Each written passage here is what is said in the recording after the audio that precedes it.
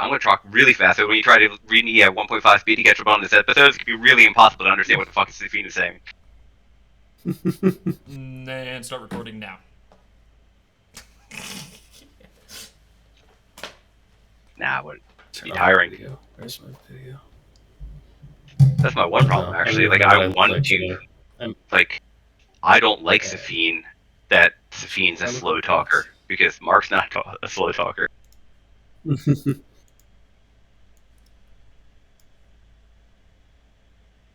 So much a slow talker as much as you keep him hanging on your every word, man. Mm-hmm. So much as you keep your tongue in every ear. Fucking creepy uncle.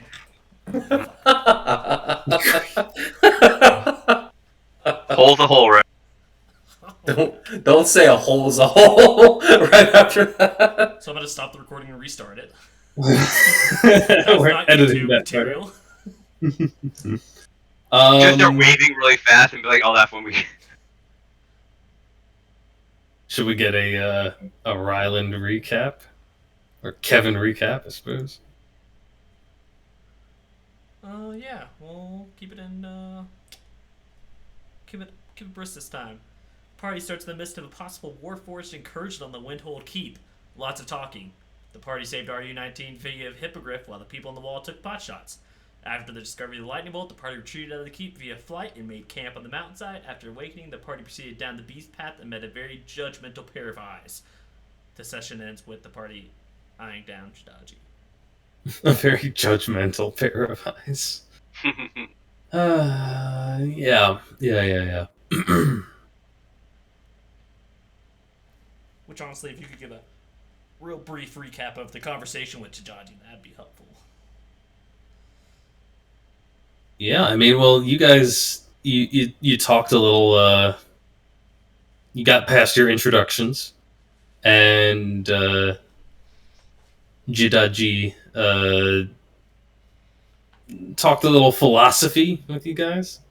Explained a little bit about the let's call it the Warforged condition, and it sort of ended with bringing the conversation around to the hostages in the room, the 3 members of the Yielding Heart Monastery, one of which being Shansi, their leader, the head of the monastery, and 2 other monks being exchanged, of course, for what Jiraji seeks.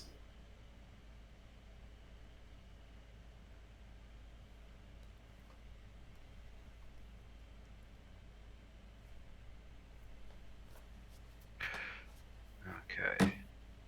That's what I do remember. I remember we stopped just short of him actually saying what the fuck he wants. Mm-hmm. Okay, good. Then I don't feel bad about not. I was like, how do I not remember what Shidaji said about No, what he wanted? because we asked him like 3 times and we kept getting diverted. Keep getting sidetracked. I got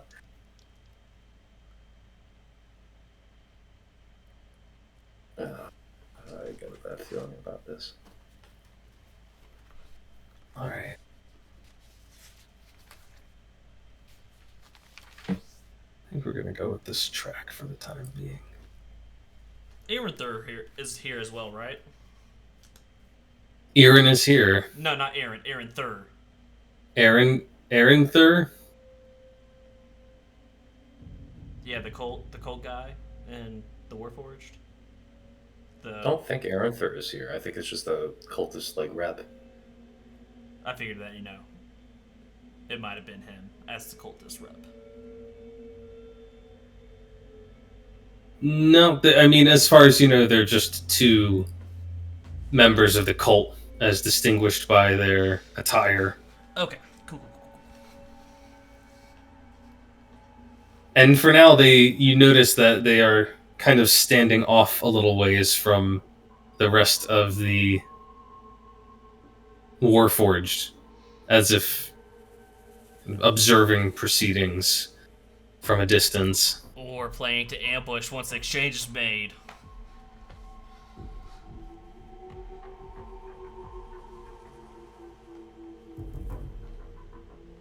But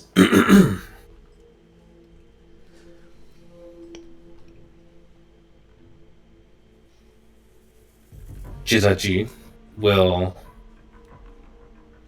reference his prisoners and says, "You said that you place high priority on avoiding unnecessary bloodshed. As I have hostages here, this means that we can reach acceptable terms, does it not?" Even without the hostages, I've always thought we could. I would like to.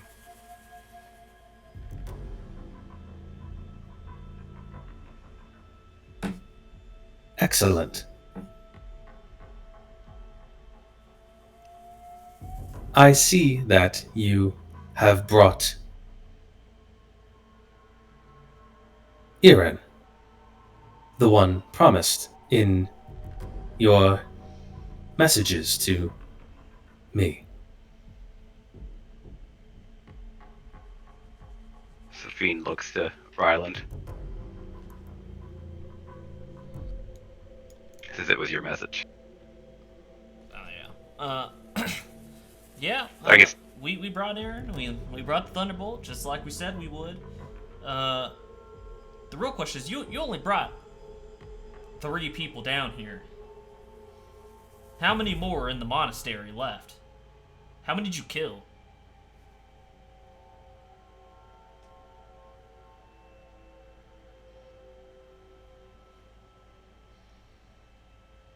The casualties from the engagement to take control of the monastery number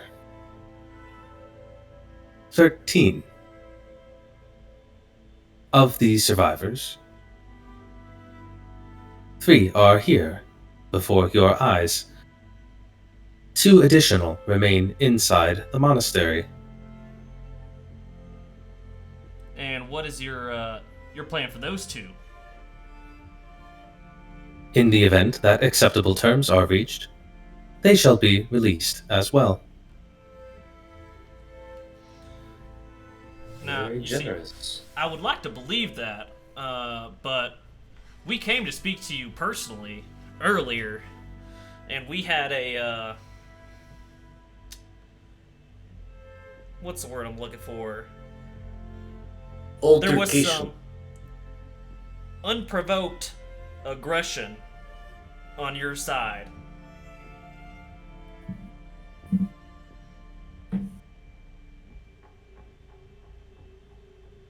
Yes, you are referring to the engagement which occurred at the steps of the monastery. Why, yes, I would. You should be made aware that it was not myself who gave the order to attack you or your companions. It was the cult leader, Arenther, correct? Indeed, there has been some misalignment. a coup, or attempted coup, I should say, since you stand here. Negative. Merely a misunderstanding of the chain of command amongst myself and the Warforged who follow me. Arenther does not give them orders, nor should he presume to. He will not any longer. And what? Listen, Jadaji, I'll give it to you straight, because this is a messy situation all around. We don't want you dead, but the Empire of the Four Winds doesn't want you to leave this pass. What is your involvement with the cult? Why are they here?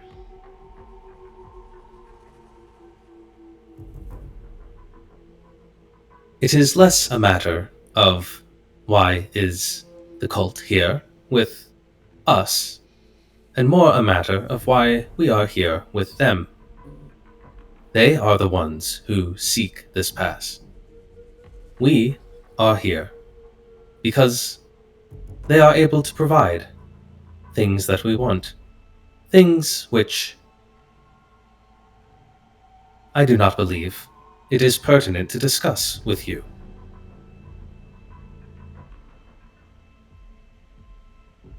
I think that's very pertinent, Jadaji. We're laying To all be our frank, all of our cards on the table here. Uh, we want an honest discourse with you. What to is be it that frank, the Warforged want? we still don't know the reason you came to this valley in the first place. We can't come to an amicable agreement if we don't understand what you want, what you need, and how we could successfully do that for you.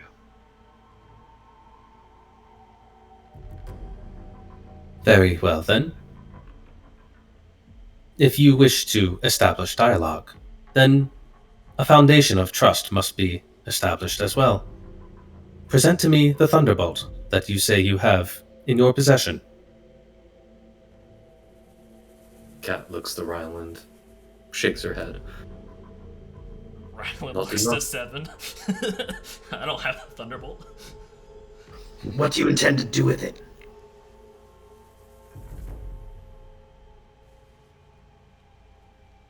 What I intend to do with it is nothing.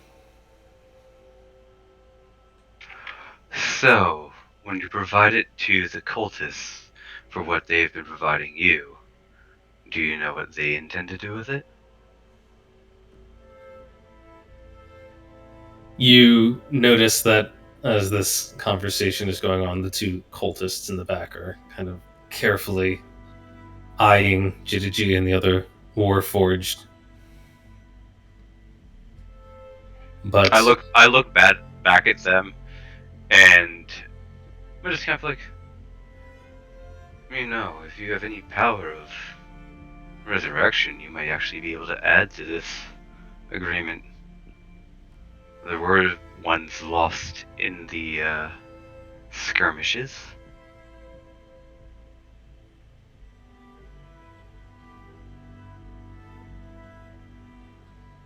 And I look just back to Jadaji, and to indicate that was a toss out there, but not really to engage conversation. Mm-hmm. And Jidiji, for his part, seems to pay no mind to the cultists behind him, as he says,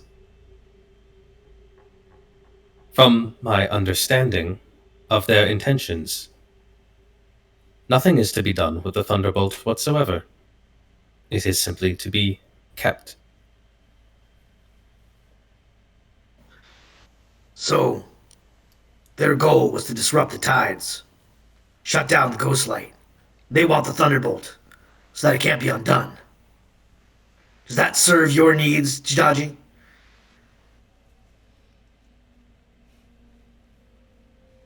I do not have any preference for what events unfold here in Tempest Pass, whether the area becomes destabilized within the tides or politically destabilized.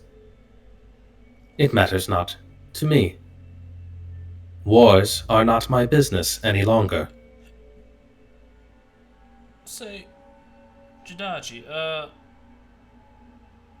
you wouldn't know by a chance if the Empire of the Four Winds has any means of tracking you, do you?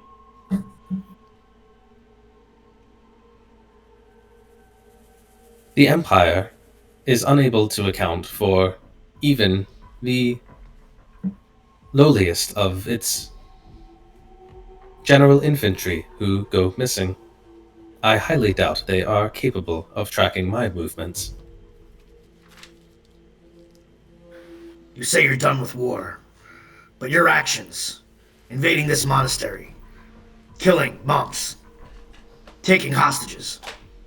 Surely you must realize the end result of those actions will be military in nature.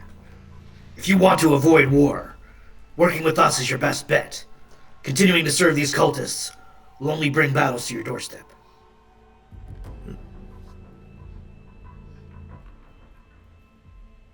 Jidaji sort of cocks its head slightly to the side as it considers that. To put it this way, your business might not be war whether it happens or not. However, we were hired to make sure that international incidences and war does not. So if we're going to reach an amicable decision on our side, that means something peaceful for the pass and the people in the area. Understood. This is another priority of yours. Something will for be- you to calculate upon what you would require from us of equal value. Indeed. It will be factored into further negotiations. What It I'm is- saying is, it's a priority for both of us. The only ones for whom it's not a priority are those criminals who stand behind you, who orchestrated this whole mess. Why are you working with them? Whatever it is you want, work with us instead. If I had to take a swing at it, there, Seven, the Warforged don't seem like very materialistic types of people. I reckon the cult here, with their plan to take on the pass, is offering them a place to stay. Or maybe a method to awaken more Warforged. That sounds interesting. These speculations are not unfounded. My people are without a home, and such was offered to us here. But a home is not a priority for us. Not now. It is not a priority for me until I can move past what I am.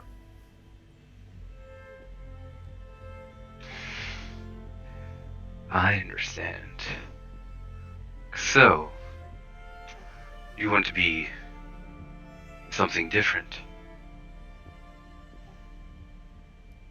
What are you looking to move past as?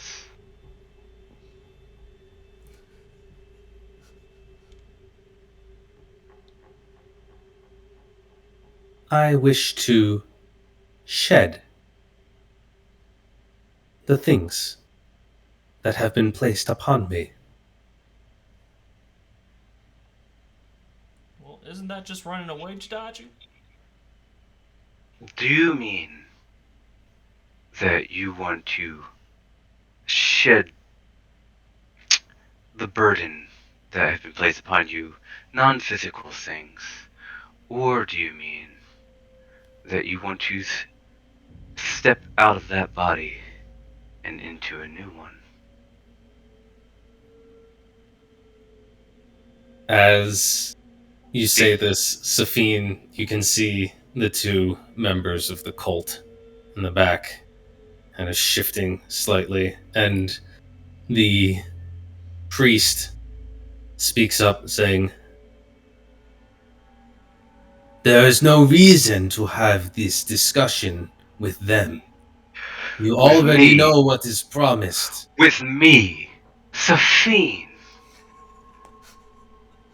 With me, the one who's raised more enduring than any other. Me, the one who knows what it takes to strip your body and flesh and step into another one. How old do you think this body is?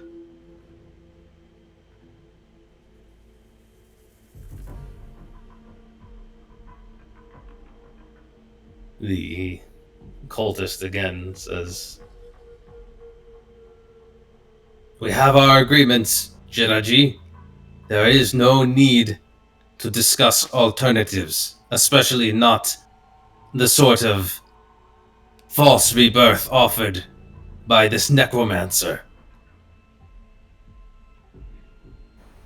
Here's the deal, Jadaji. You don't want the Thunderbolt. You don't want Aaron. The things you want, work with us. We'll give them to you. Hand over the cultists. Hand over the monks. You and your men leave this place with us. We give you our word. We'll escort you safely to somewhere where war will no longer be on your doorstep. And we will find the right people to help you. This is your last chance. We'll negotiate in good faith.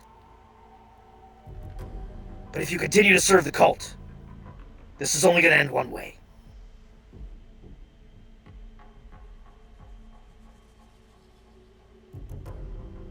You ask that I give up a certainty for what is instead a promise, unproven,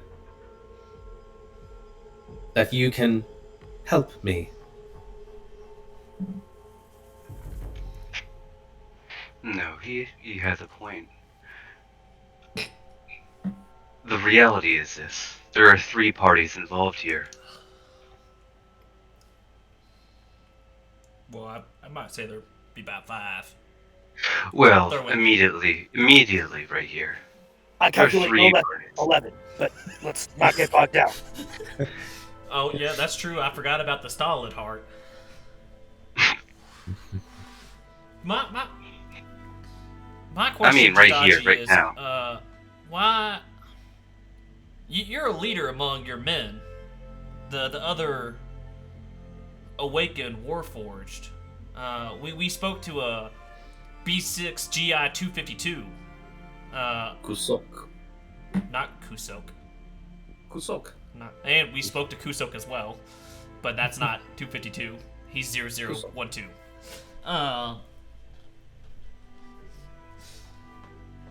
And he revered you. His awakened emotions were from his thought that he was letting you down. What do your men feel about you shedding your skin? Is this deal for all of them, or is it just for you? Are you leaving your men behind, sir?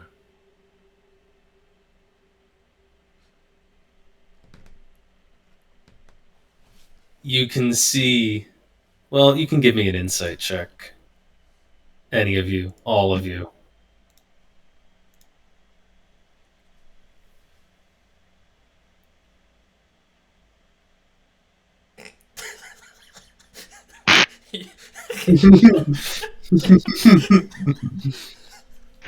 Nope. Being Well- preoccupied with what they want to say next. I mean, this makes sense that, Ryland is the one who reads this. There is a momentary pause there, which is easy with a featureless face to read as indifference. But Ryland, you can see something in those expressionless features. And maybe it's some of those warforged micro gestures, those voiceless ways of communicating with each other. But you feel like you just sense a ripple through the warforged as this is suggested. It begins with him and makes its way out through all of them. And Jidaji responds, I am not the first of my kind to achieve a status of awakening. But to be awakened, to gain, to learn in the ways that we have, it is not enough. It does not satisfy. To understand, knowledge does not bring peace nor happiness. This unit, I remember with perfect clarity the moment in which I became aware of what I was. It was a beautiful day, a spring day, a day with flower blossoms on the breeze, flower blossoms falling into blood, onto the bleeding face of a man. My hand was on his throat. His dagger was in my side. This is how I was born. This is what I was born into. This is what we all are. We may learn, but we are weapons first. We are tools first.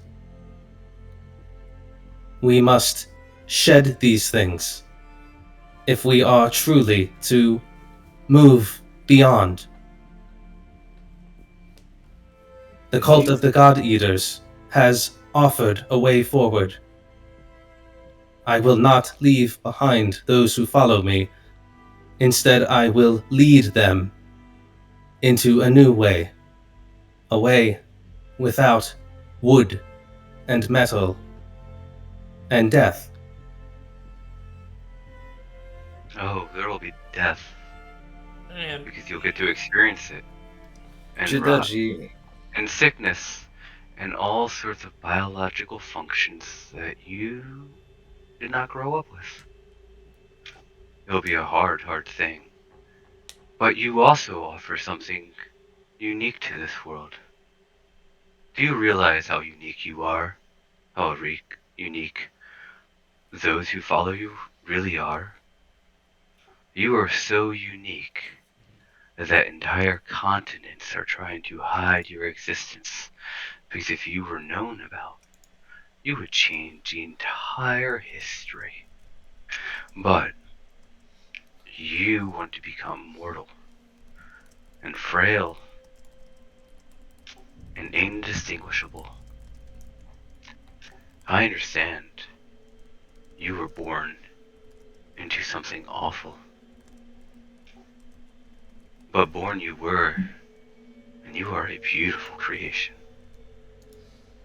and the cat looks Like you.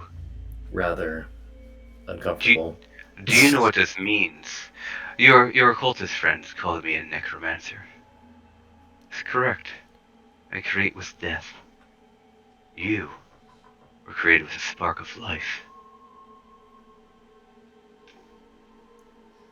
A cult shouldn't be telling you to change yourself. There should be a cult following you around for the miraculous, divine, whatever happened. You change everything. That this cat steps forward and she places a hand upon her chest and she looks at the Jidaji and says, "Listen, Machine Man. I've gone through many..." Cat. Back that up. And she looks to Jidaji. Sabine and Jidaji. You would like to be called and Jidaji? says, Or what would you like to be referred as? We did this last session. It's Jadachi. Yeah, It's called Jadachi. Yeah, Safine's basically shaming you for pronouns in front of the thing to basically manipulate you looking bad and Safine looking better and what Safine has just said to look even kinder. Yeah. Oh, And he's that's not Mr. what's Machine going Man. on? You call him Okay. Machine. That was That's Safine. what's That was going on, Safine right, throwing okay. you under the bus to Then throw more Kat weight is to what going they just said. to yell, "Shut up, Safine!" Over the course of this journey, I have been called many things. A murderer. I have just been judged by a bodiless set of eyes in a cave that told me that I was nothing but a killer, and I was nothing.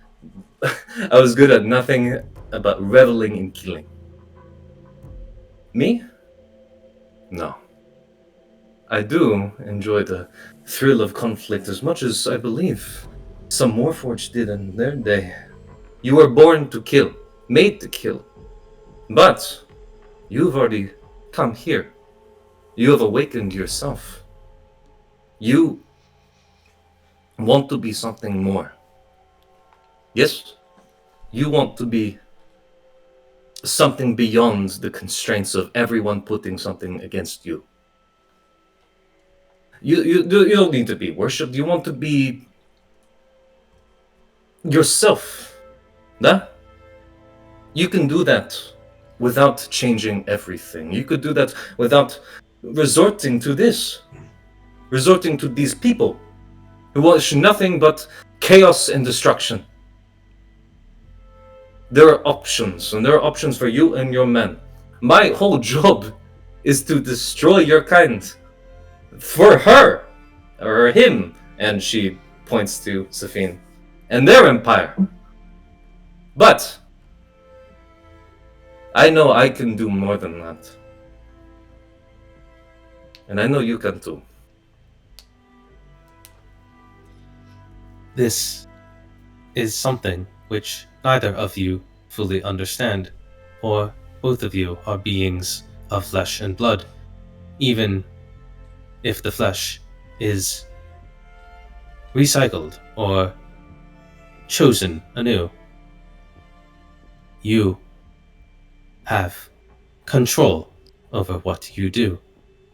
You need not fight with the instinct, the voices of the creators, forever embedded in your mind, telling you what to do, telling you who to kill, telling you to fight. This I contend with every moment, every waking moment, and even more so in my dreams. The voices from those who made me, ordering me. These things I can shed, not just a face of metal and stone, but the voices as well. If only I can achieve the ascension promised by the cult, demonstrated by the cult, guaranteed by the cult. It is a steep price that must be paid to silence the voices, and yet it is one that must be paid. It is one that I pay gladly for the sakes of myself and my followers. Jadachi, how much did you understand when you awoken? Like, obviously it's obviously you became, like, aware of yourself and your existence, but what did you actually understand about your situation and the things that were going to be developing?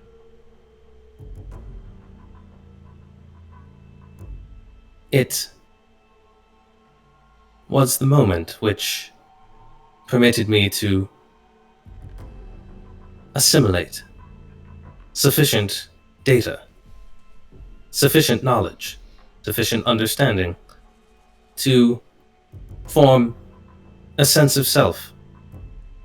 At the time, I did not have words for these things.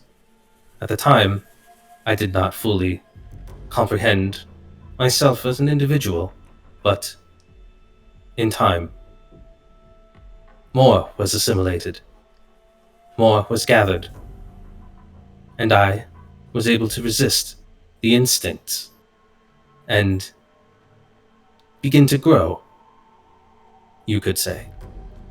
And what do you think you would have done if, in that moment that you assimilated, there was a person there of flesh and blood who was trying to help you?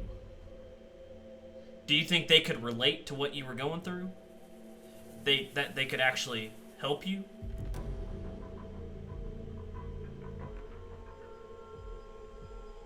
That is just the thing. My kind has no opportunity to learn in such a thoughtful way, Well, in a kind way. My kind learns from acts of war and acts of violence. Each of us awakens on the battlefield. We are called by our creators war-forged because we are made for war. But we are also born from war. and I understand that, but I guess what I'm trying to get at is you seem to be one of the more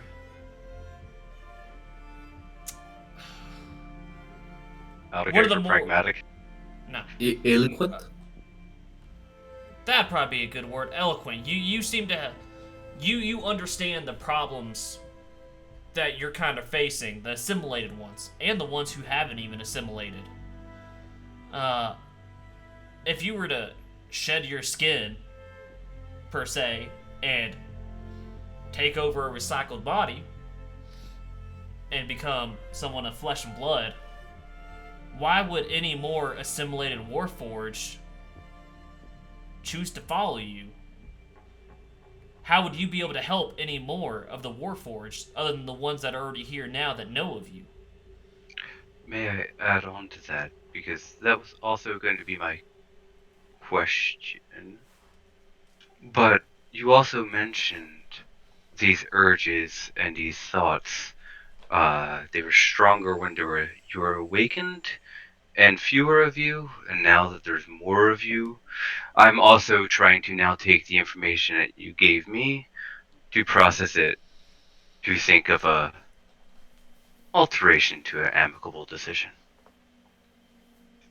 But if you can help me further and us further understand everything, the more we understand about your situation, the better we can provide, maybe.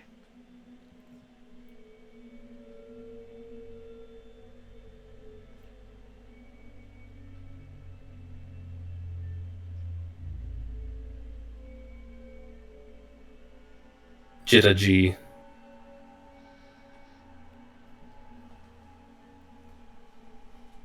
Is One further question. This is just a personal question. So the bodies are coming back, and do you have a choice, or don't have a choice, or everybody gets their own, or you're all coming back as something? I'm really curious. Oh, I'm sure he knows exactly what's happening. I'm sure these cultists have shown him an ascended warforged, having given their guarantee that this is so successful. He must have seen one before, right? Maybe there's one here. Is there an ascended warforged here? He said guaranteed, and I'm sure somebody is, I don't know, straightforward, clinical, thoughtful as this one would, I don't know, demand to see it happen in front of their eyes? I have observed the process of ascension, not for one of my own, as such a thing has not been done. However, I have seen it enacted upon another. I have the responsibility and honor of being the first of my kind granted ascension.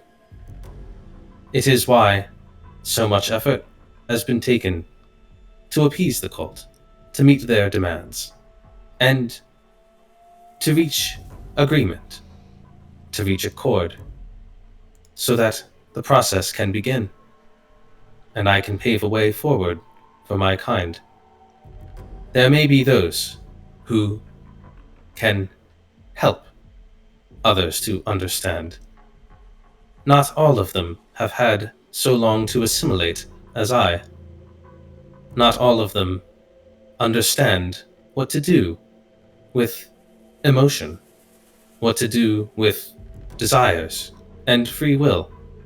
Many of them revert to violent ways, as you have seen, when the situation grows confusing, when too much thought is required. The instincts take over, and death follows. That sounds very mortal of them. Believe me, that's how we act too. No. You don't No. think we revert to base emotions? We have to raise our children with manners so they don't just take and steal and hit and bite. We instill morals over years and years, and many times even that doesn't take.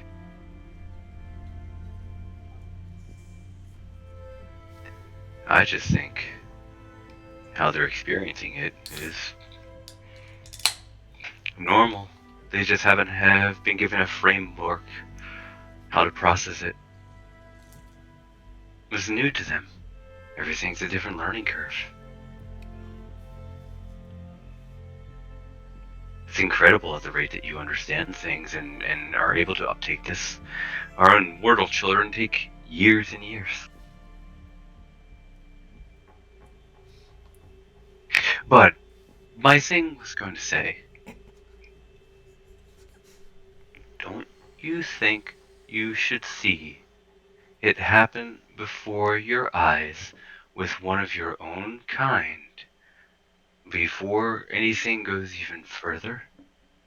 What's the price of raising one? Can't they do that for all you've done already? Raise one as proof to raise the morale? I will be the one. The terms of the arrangement were set before entering the valley. The deal was Understood. struck, and not all of the conditions have yet been met. The conditions sound very favorable on their side. So That's wait, all I'm saying. wait that- a second. You won't see this happen until the cult gets everything that they want from you?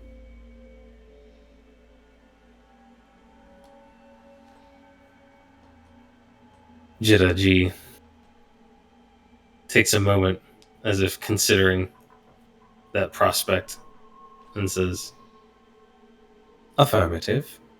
Because if that happens, they're at the end of the day, if they get everything they want from you, you are just another loose end. What I point believe. is there to even have you ascend whatever this is? And out of character, we don't even know what the Thunderbolt can do in this valley, really. Like, our characters. We just know it's a powerful object. We don't really know what it can do, right? And you're going Right. to... There's a magical object that only they know what happens, so they can control the Tempest and not really have to worry about What you. what I think we are all trying to say is that these people, they're using you. Or they give you a really bad deal. More likely, you're going to end up in the ditch after they're done using you up, just like your old masters. I know it's kind of hard to hear, Jadaji, but it is what they say about this is true. There were conversations among their sayas.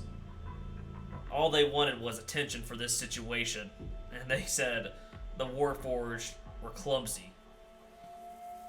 That Wait, do we audio have that? good Do we have forward. that audio log? Do we have that? It's in What's the the audio Sonalog. log It's that I in the have? Sonalog log too that I'm talking about. And that's the sonolog that I have. Yeah, toss it to him. Yeah, everyone has the Sonalog. Pretty sure. No, well, it's one physical Oh. thing, and the sonolog has what we were talking about, right? Yeah. Oh shit! They actually have the eyewitness testimony from a cultist. What do you know? Oh my gosh, I've been carrying this along for so long.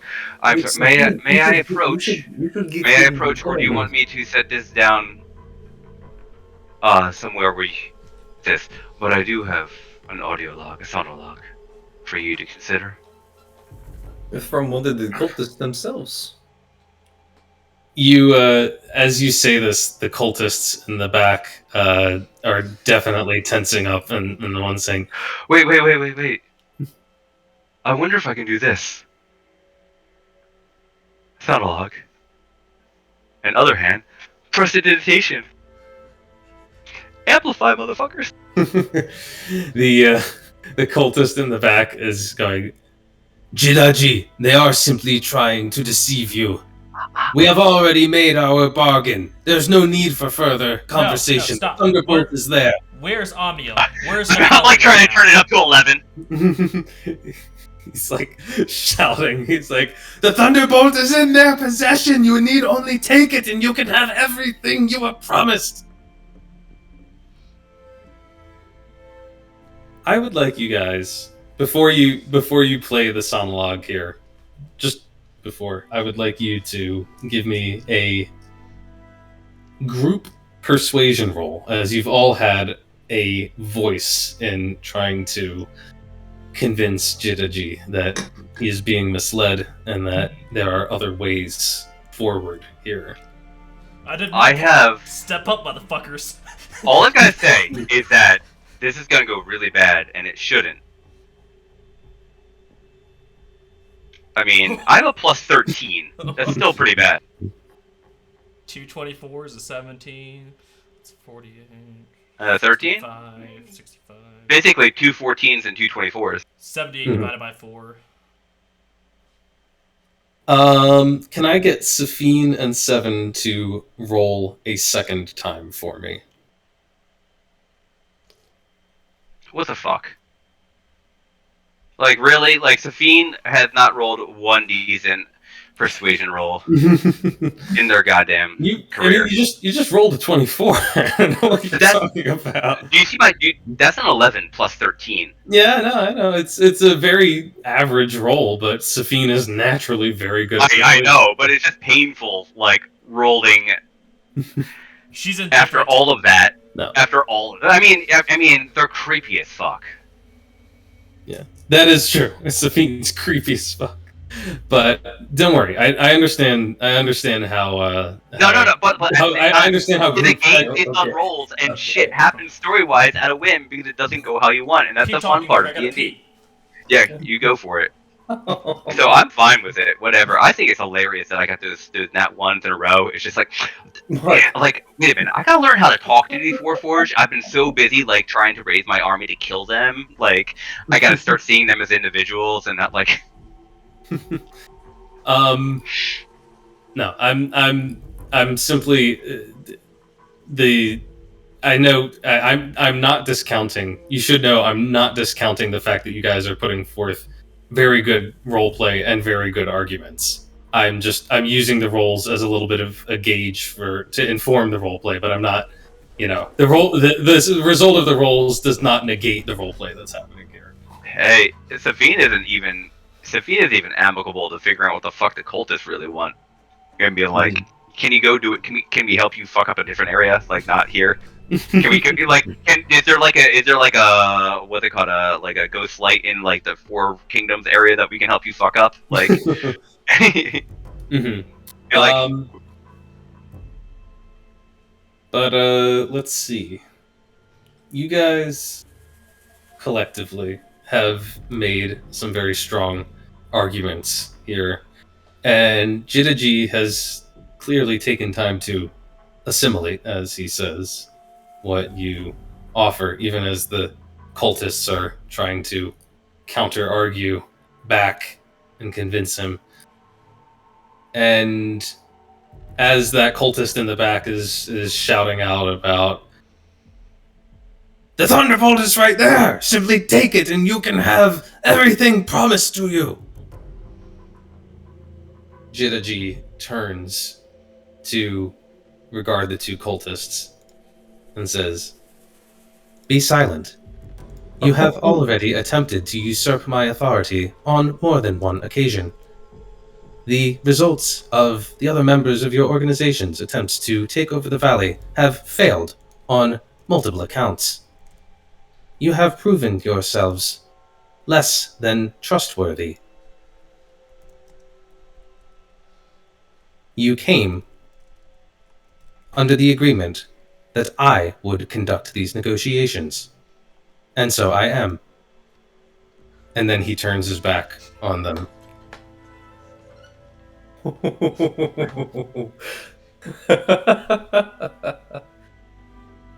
And he says, "Are you 19? You travel with this group. Tell me, in your assessment of them, are they trustworthy? Do their goals potentially align with our own?" Uh-oh. It's down to him. I don't know how I feel about this. Are you 19 who failed to persuade all the other Warforged? Yeah, but we gave him his body parts back. Yeah, you did. RU19 says, "These individuals did conduct a high-risk rescue operation to recover me from other Warforged who had fallen to their instincts. They offer you the Thunderbolt, which is in alignment with my own assignment. Therefore, in my estimation, they are proven to be trustworthy." And right now, the whole time, you just see fucking Nimue with all four arms glowing, holding Julius's mouth shut the whole time. It's just gotta strangle. And then explain everything for the whole team. Jitaji will say, "Very well. You say you have evidence. I am willing to listen to this sonologue. Please play it for me." I'm gonna do the prestidigitation trick to amplify it for everybody. Mm-hmm. Even Sometimes you don't convince the leader, but you convince everybody following him. Mm-hmm. And Good thing this cultist is already dead. and as the sonologue plays and those entries go on, Jitaji will make a series of gestures. The other Warforged, perhaps the more perceptive among you, notice slight shifts in their posture. And he says, "I believe that I have assimilated all that I need to in order to reach consensus." And what consensus would that be?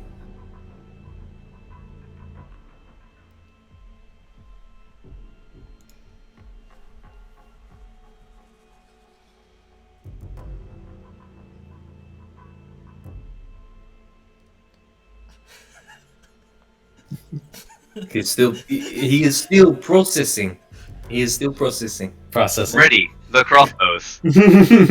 Roll initiative. Ready all of the crossbows. Mr. Clippy is in Jadaji's eye saying, "Give your explanation now." See, you're trying to come up with a catchy the action movie hero line. Would you like some help? No, give me 1 second here.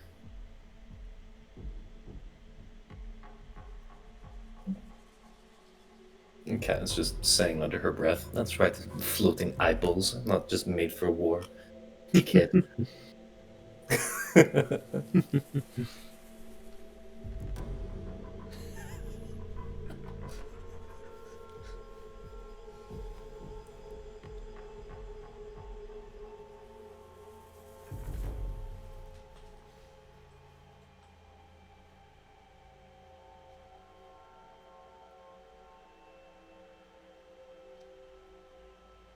Do you think he needs to be turned off and on again? I'm thinking about how precise. I'm thinking about how precisely to word this. No, take your time because like it's been a very diplomatic, complicated, multi-sided. It's a very tense moment. I like it.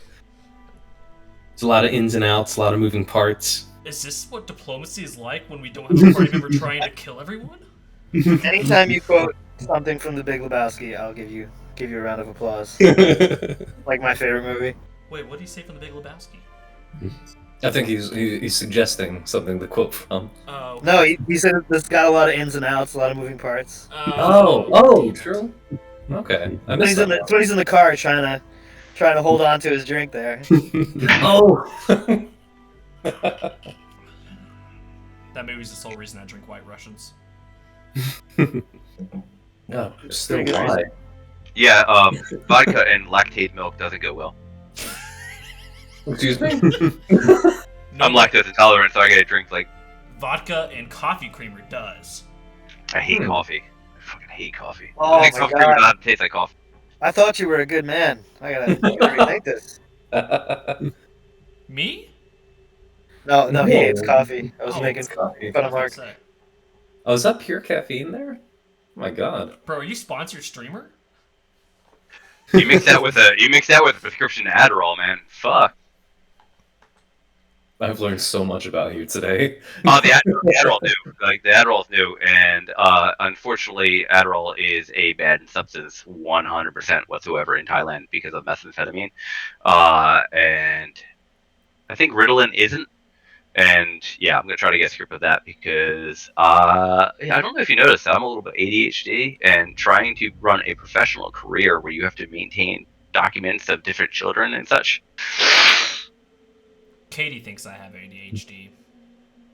Like honestly, I just talked to my doctor and I gave my symptoms and what I was trying to struggle with it, and like honestly, the amount of shit that I would complete into 80% and just leave, and then in a month of being on this, like the amount of shit that I would just sit down and complete and do and like apply myself, like it's not a magic bullet. It's not a magic bullet. But yeah, professionally, yeah. Because I'll like bartering, I'll do all sorts of. I'm wasting everybody's time. Sorry. Yeah, Anthony. At any point when you're ready, just Yeah, I think I'm ready here. Okay. I think I got this. Okay.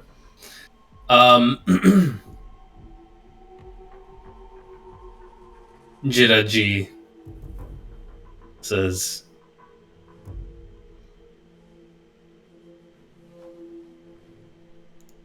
I have assimilated enough to achieve consensus.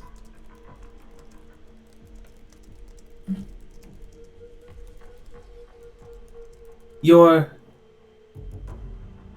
offers, your promises seem sincere on the surface. And yet, deception is an intrinsic part of warfare. It cannot be discounted that there may be a lie here. Therefore, trust must be established. In what way? Fair. If you truly wish to help me, if you wish to help my kind, then you must reach out and give me the Thunderbolt. I will give you your prisoners. If you trust me with the care of this item, which you yourselves have said wields considerable power, then perhaps there is room to establish further trust. Cat looks Seven. to Seven. Seven. Seven looks in Jadaji's eyes, and he pulls out the real Thunderbolt, Oof. and he walks forward. Cat reaches out and just touches it, taps his elbow.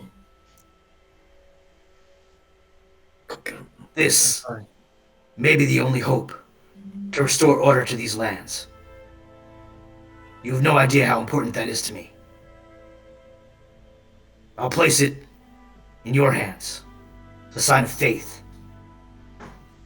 If you give it to the cultists, I lose all hope. And if you want to work with us, then I place that hope in your hands.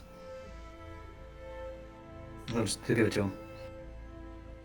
All right. Nice. And you should know, Jadaji, too, that if you do further this trust that your side has and us over here, the cultists offer is a temporary solution to your issue. Maybe if we gain some more trust and you do right by us, we can do right by you, and we can help with the programming of the Warforged by the Empire of the Four Winds, so that they never have to deal with the voices. Out of character, patricide.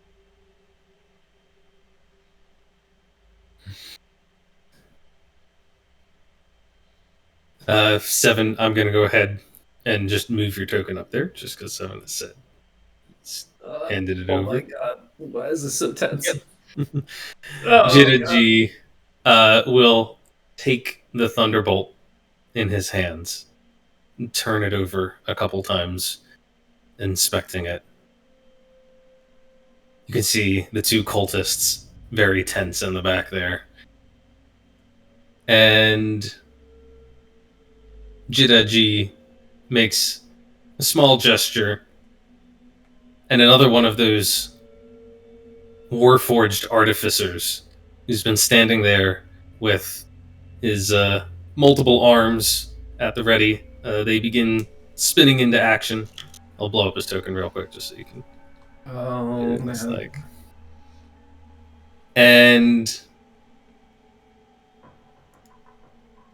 it pulls out several tools, instruments, begins to tap at the Thunderbolt, kind of inspect it carefully all over, and then it turns to look at Jitaji and says, "It is genuine."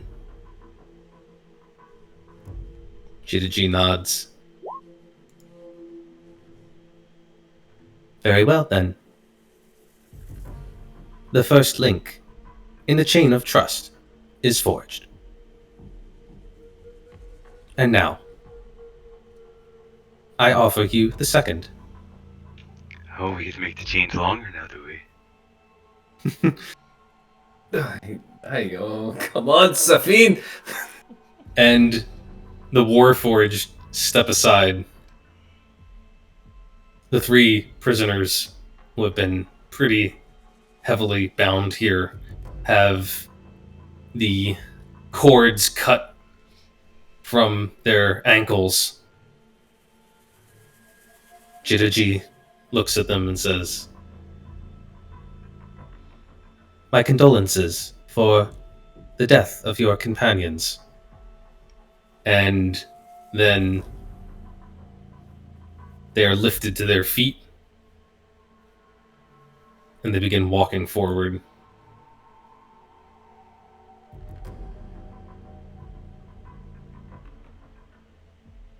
You notice that as they move to your side, Shansi gives a long, hard look at Jiraji.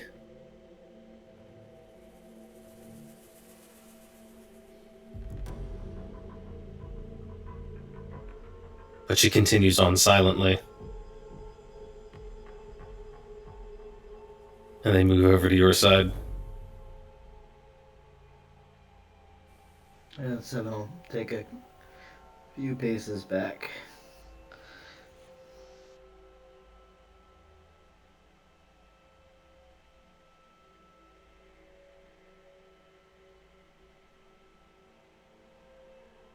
And now,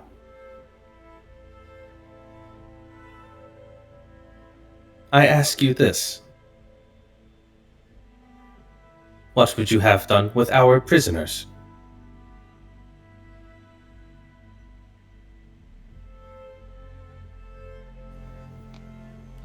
Excuse me? They, our prisoners, need to be handed over to the authorities to confess for their crimes. What they've done to manipulate you, what they've done to cause the destabilization in this region, what they've done to destroy the Ghost Light. We'll use their confessions to buy your freedom.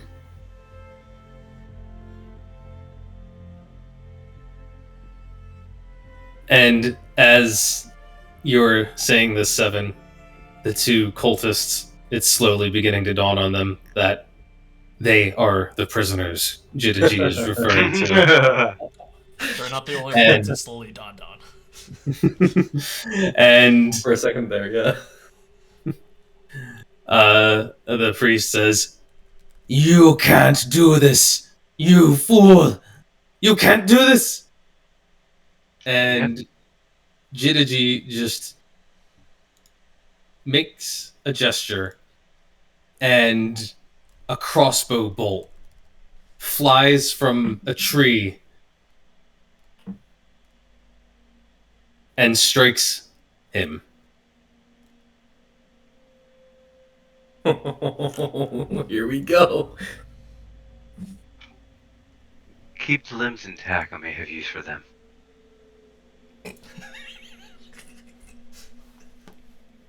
You just need them talking, let's see. not walking. They don't have to be alive to talk either to me. Oh, okay, let's calm down. Let's calm down, everyone. And let me just double check this one. Yep. Because that's advantage. Nice. If you want Jadaji, we can question him here in front of you. If you, I feel like it would be good for you to have some answers on what they actually planned for you. Yeah. Jitaji makes this gesture. The crossbow bolt flies from the tree, strikes the priest in the head as he's still ranting, and drops him dead on the spot. I can actually still fulfill Ryland's. Oh, that's okay. They've got a leader back at the Captain Insurgency himself. Yeah. That's what we Jitaji really need. Jitaji makes a gesture and says, "My apologies. You do not know how long I have resisted my instincts on that one." I love this man. I love you, Mr. Robot Man. I love you so Can much. I be honest? Is that, well, maybe not Ryland, but a lot of us struggle with certain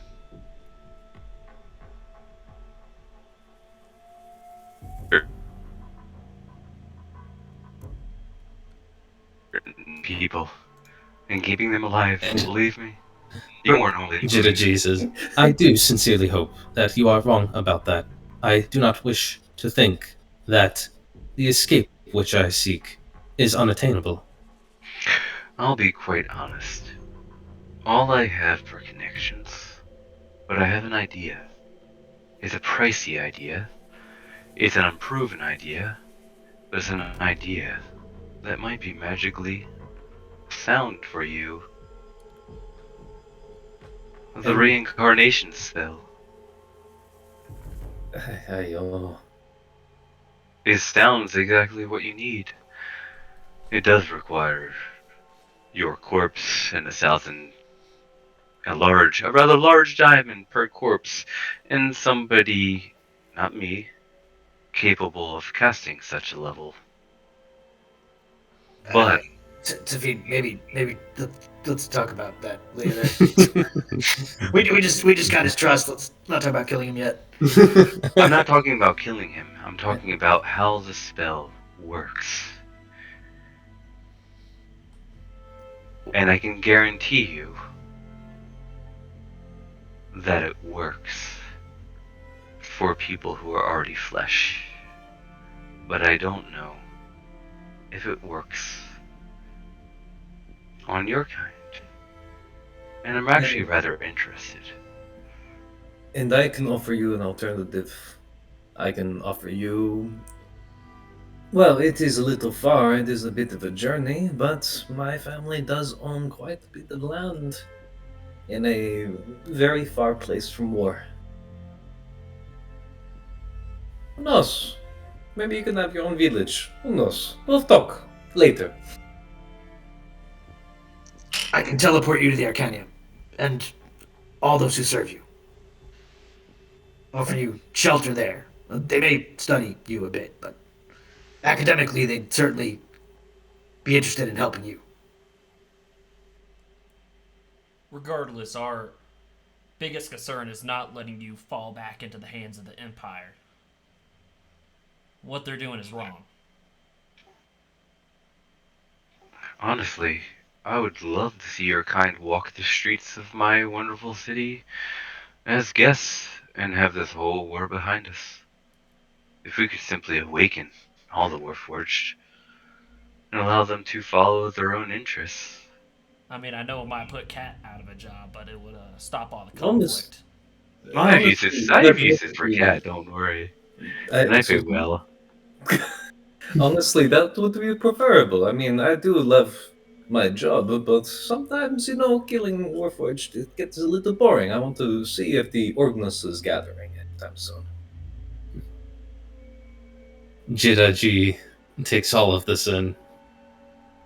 Your suggestions are hopeful, yet also highly speculative. At this time, I determine that there is too little information and too many variables to make a choice or a decision based upon solid foundations.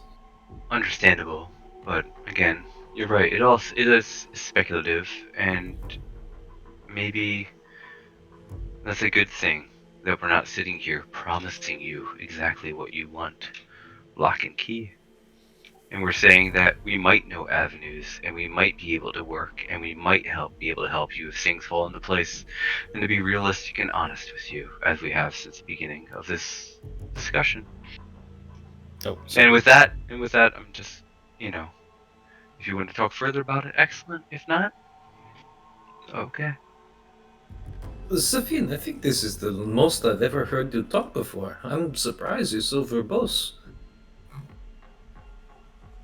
Mm, I feel it's the first time I've really had any need to or real interest. I'll be quite honest, I'm very, very interested in what exactly the cultists had planned and what magics and things and rituals they could possibly offer. I was willing to barter or something to be able to watch that, but Well, hopefully we I'm don't have. highly interested in this whole situation, and reality is this. Awakened Warforged who want nothing to do with war simply means that my kingdom no longer has to be at war, and I can go back and reopen my establishment and go back to a comfortable life. To be honest, they're always going to find another way of waging war. It'll just be less roboty. But like in history though, this is one of the larger wars that the Vantum Empire has had to face in the last few millennial, Yeah. like the millennium, right? Yeah, that's true. Yes, but this is also the largest. So maybe dialing back down to a more manageable amount where we can take time to reform our empire. Right. But the important thing is, I think, Judaji, what is the next step? Do you think we could accompany you back up to the monastery to retrieve the rest of the monks? Do you Yes. think Arenther is going to show much resistance? Arenther, he gives a slight shrug. Is no longer a factor. Oh! Oh, okay. I do like you. In that case, how many cultists remain at the monastery? Have I used that gesture appropriately? Says and does the same exact shrug over again. Yes, it's appropriately nonchalant. What's that? Misdirection of the question. It shows apathy and, dare I say, humor. I Well like done. you, sir. Yes, Zaychik, I agree. Now, your question again? How many cultists remain at the monastery? Is it a large contingent? There are 2 others remaining at the monastery, although they are low-ranking members of the cult. I doubt that they have anything useful they can tell you that this one would not be able to. And points back to the heavily armored figure who And has been silent the entire time and now is honest question, how much do you care about this too? Can we bring that one along? And I point to the corpse. Hold on. Is this hold the on. right time to question Nefeli? With Speak to Dead? We want this one living and Nefeli's confession to happen in front of the ones who sent us here, right? We Right. need that. We're going back to our hiring committee with conjecture if we don't have evidence, direct evidence for Yeah. that. Got it. And we have the sonogram, and we have Nefeli's body, and we have this guy. the sonogram. Sonolog. What'd I say? Sonogram is something. Oh, sonologue. Whatever. I don't No, know. I get it. I'm yeah, pregnant just with the- Chidaji's baby. The thing, you know? We have However, we did promise them that we'd get the Warforged to leave the temple. So, I think our last remaining thing here is to somehow convince Jadaji to that relocation is in his best interests. Because if we get them to leave and we bring the cultists back, then I think we can put a checkbox next to our primary mission, if not any secondary missions we might have had. So where are they going to go? There's Well, multiple I- lanes in the River I- Kingdoms. The I untamed presumably know three locations I can create a teleportation portal to, and I don't know what those 3 are yet. There's It's also- fair, we I talked about that, but we I had never a actually discussion said with it. our DM, The but yeah. monastery, the Naila monastery, they could take temporary refuge there. Yeah, I just don't want him to try to move his troops and risk discovery by the Empire, who we already know has established some presence here, right?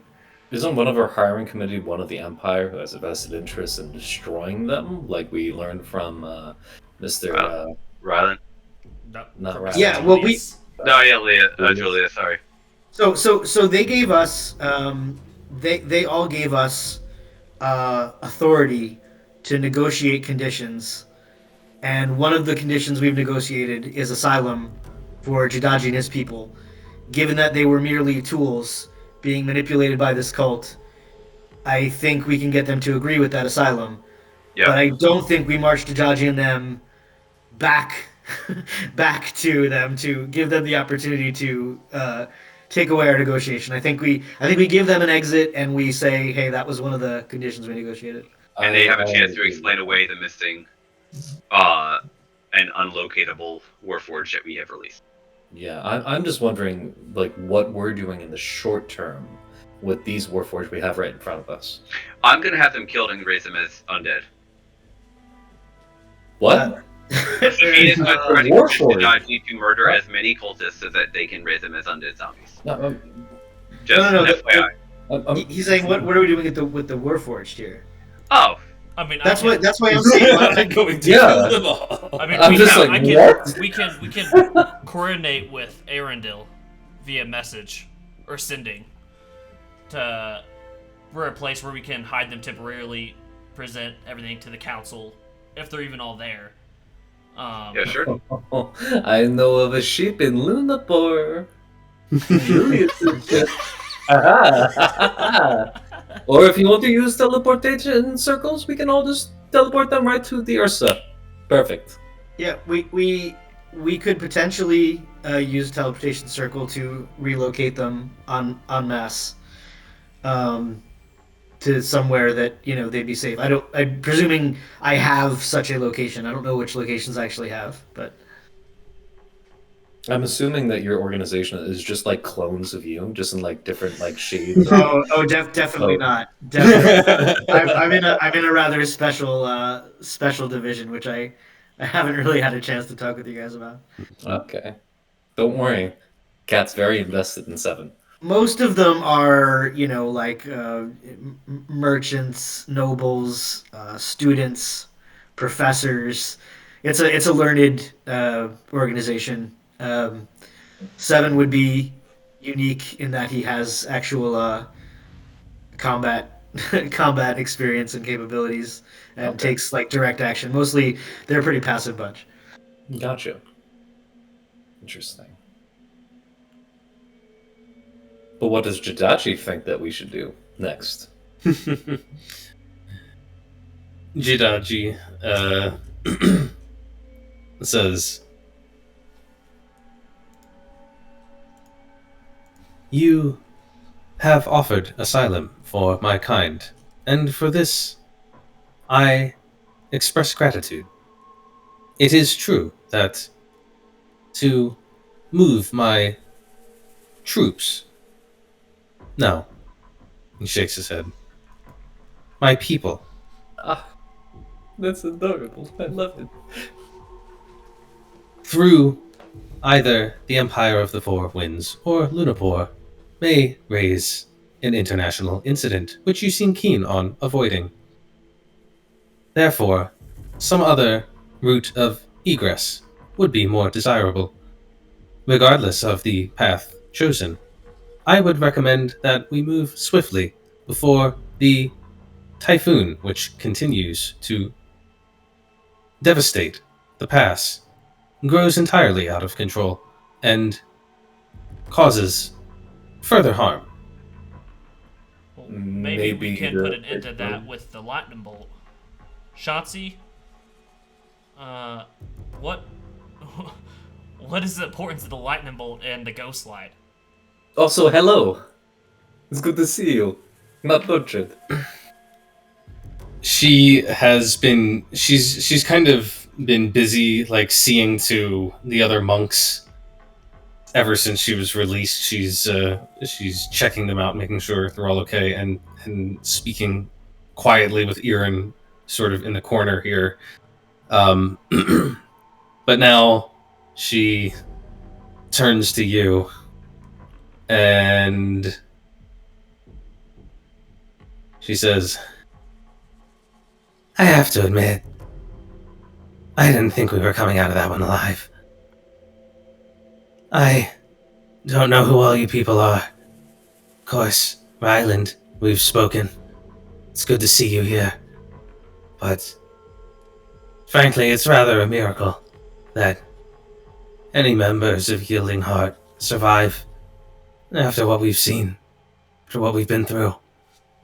I don't know that I would trust to walk alongside these Warforged. You haven't seen everything that I have, but forgetting myself and my acolytes here, out of that situation, I am immeasurably grateful. Thanks is what I'm trying to say. Thanks. Of course, and there's You're welcome. some more people that are still around than you may think. There's Fuller, Awith, Kurg, and Kolya. She is there, alive? They are. We were with them just a few nights ago. I thought for sure they were away from the monastery when the attack happened. I thought when they never came back, or at least I never saw signs of them, that the Warforged must have destroyed them.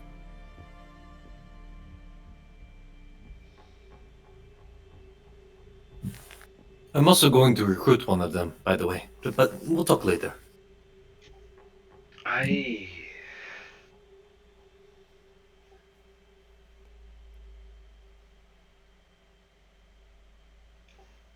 Did you have a thought?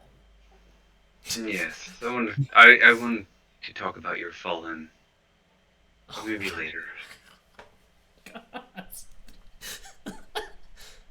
Maybe these. But these actually, ones- not like out of character. Not exactly why Kevin is laughing. I can understand exactly why Kevin is laughing, but not.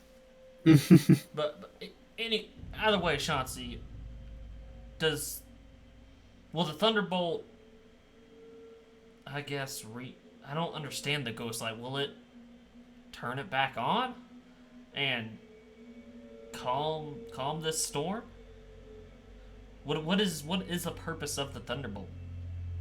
She nods and she says, "It is indeed important, and we need to put it to use soon, very soon." And she kind of looks up into the sky where you see the clouds just flying past overhead. The rain has still been falling this whole time, even though I didn't turn it on. And she says, "But it's a conversation perhaps best had away from them." He looks back at the Warforged. Listen, I understand your mistrust. There's additional complications that we should talk to you about. Maybe we can have those conversations with you once the Warforged have found safety and left the monastery. But I'm just Yes, as long if they're vacating the monastery, then that's all for the best. But we must act quickly, or else I'm afraid it'll be too late, even with the Thunderbolt in hand. There's also a rift to another dimension with frog people and things. Big blue frog people. Well, that deflates what I was just gonna say. Let's pursue. Yeah, let's talk about the frog people and the magical portal. Actually, The blue that's frog. that's a big thing. why don't we have all this conversation up in the monastery? Let's go get. Right. I Let's do go want free to the walk other in. prisoners, the other monks, I- I should say, and find some cover. And I want to see Kusok again. I want to walk and talk with this person. Sure. You guys can begin making your way collectively towards the monastery, but if there's anything you want to say to them along the way, you are free to. I want to say. It's been a long time since I've been tasked with something, responsible for something, put on a mission. There are skills that I'm pursuing that I've yet obtained, and on this mission, due to my tardiness, your comrades didn't make it. There may be a way for me to bring your comrades back to you in the future. However, it's going to require something some people may deem distasteful, which is I would collect a finger for safekeeping and eventually bring them back home. I don't want to do this without permission. Well, one, it's very expensive. Two, I understand that others feel differently about this type of magic than I do. But before you answer me, what I am offering is that in exchange for one finger of your past, you may bury the rest of the bodies.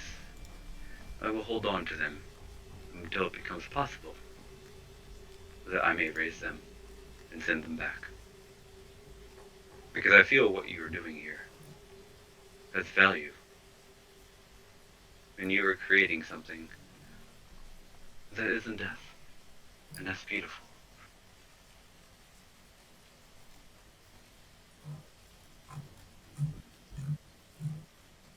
You don't have to answer.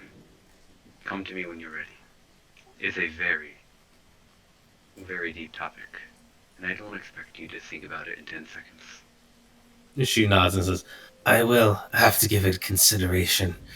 The thought of seeing those who are cut down, restored to life, see the monastery made whole again. It is tempting. You may see me do things with the corpse of the cult. That is not what I'm talking about. I am talking about utter resurrection.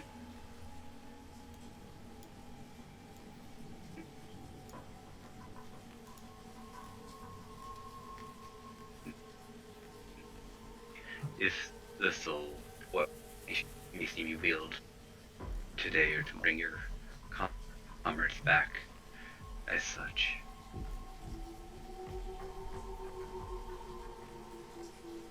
Thank you for listening without judgment.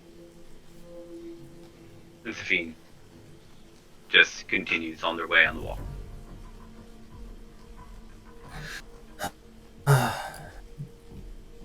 So weird that you guys had your big climactic confrontation on a random generic side of the road map. Let me just tell you right now, let me explain one thing that was going to happen. Was going to be that Safine going, eventually Misty Step up top there, back where, if you haven't forgotten, there are 3 zombies. Oh, I remembered they're there. And I was going to make sure that there was multiple dead, cast a level, level 5 animate object and bring back their people to fight against themselves. When you make your way up to the monastery, you find that both B3GI011 and B3GI012 are standing guard at the top of the stairs,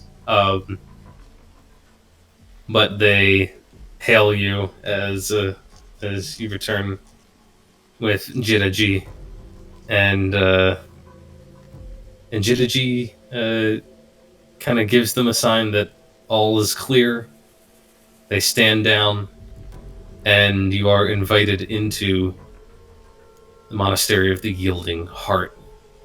Kat is sprinting towards Kusok. And as soon as she reaches him, she's just going to give him a big hug.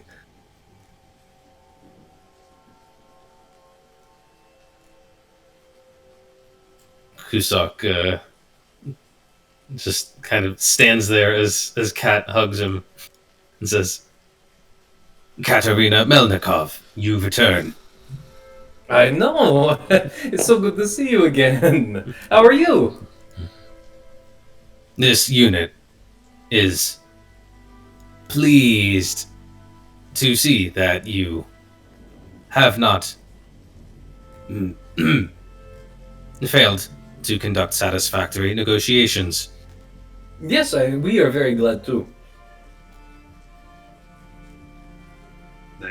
we wouldn't be paying her if she wasn't satisfactory.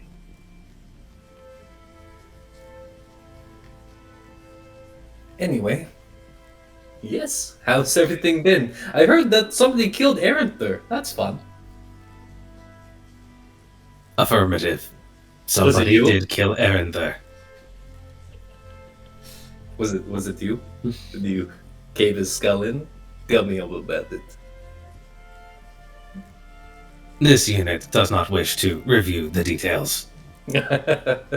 Okay. You wish to be shy, my knight, but okay.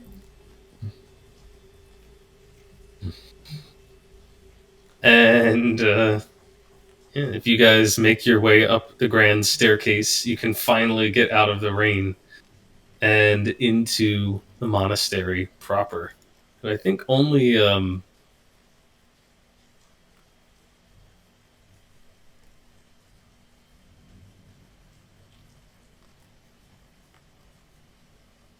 only Seven is actually seen through his arcane eye.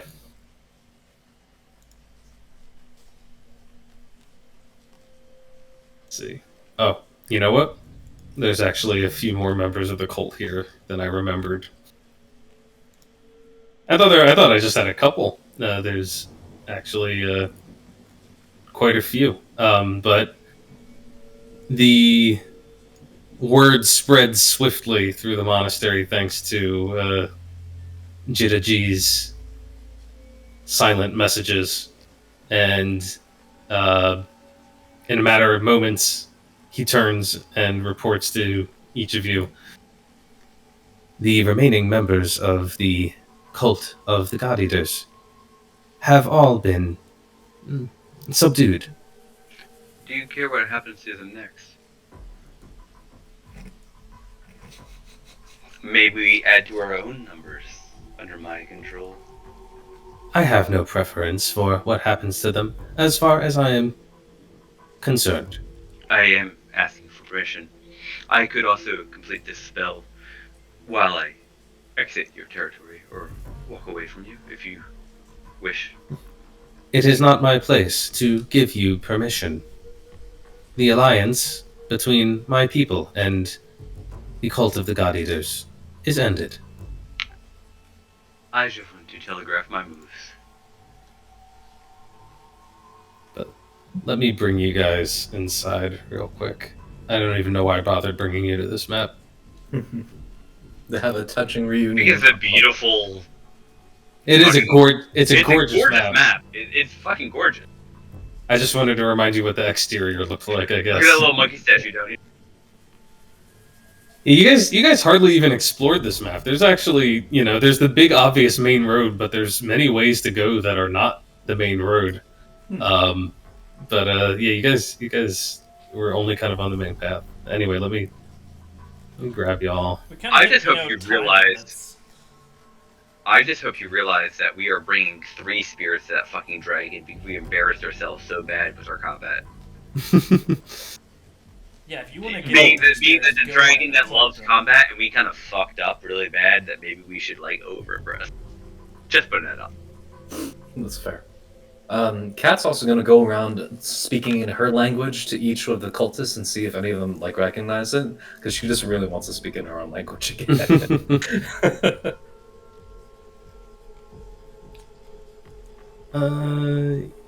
Yeah. Let me see. Let me get these guys.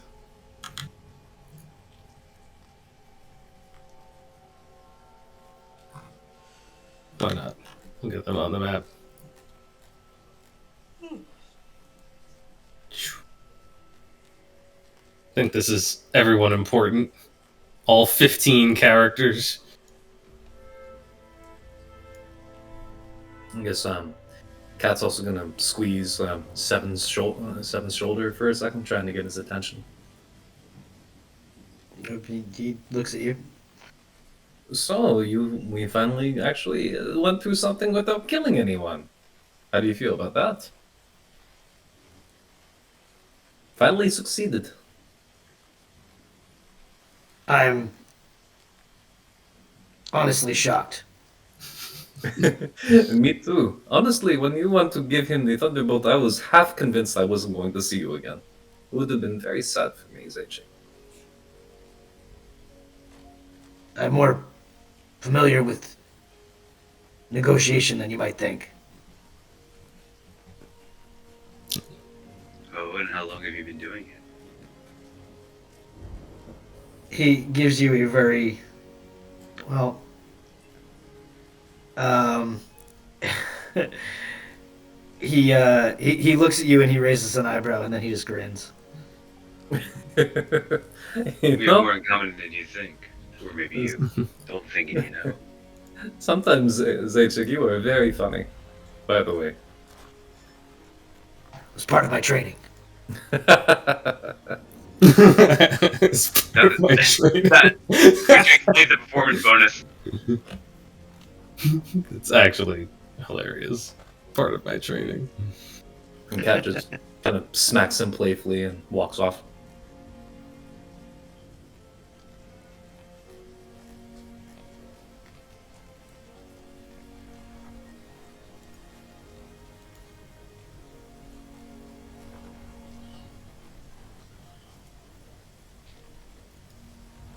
Shansi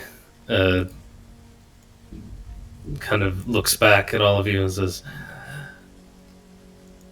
"It feels strange, but I suppose I should welcome you to the Temple of Yielding Heart. Doesn't quite..." She kind of looks up at the building. You can see that some parts of it are stained with soot and fire damaged. Just doesn't quite feel like home right now. But I suppose it is mine to introduce as much as any others. Come on in. At least get out of the rain. Safine wouldn't make the joke, but Mark would. That it's kind of ironic to work the temple's yielded heart. So many yielded hearts inside.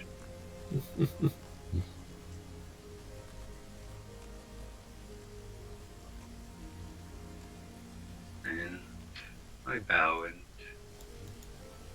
walk on in. There's like an overhang here and a sort of railing along the front. But you see that there is... Oh, you shouldn't be here. Get that guy out. I guess we need the other guy, huh? The one that was with...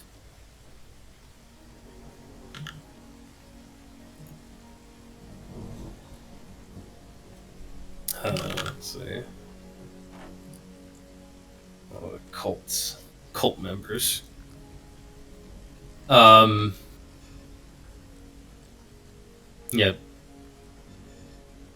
Shansi leads you into the monastery, which is it is adorned with simple but elegant decorations.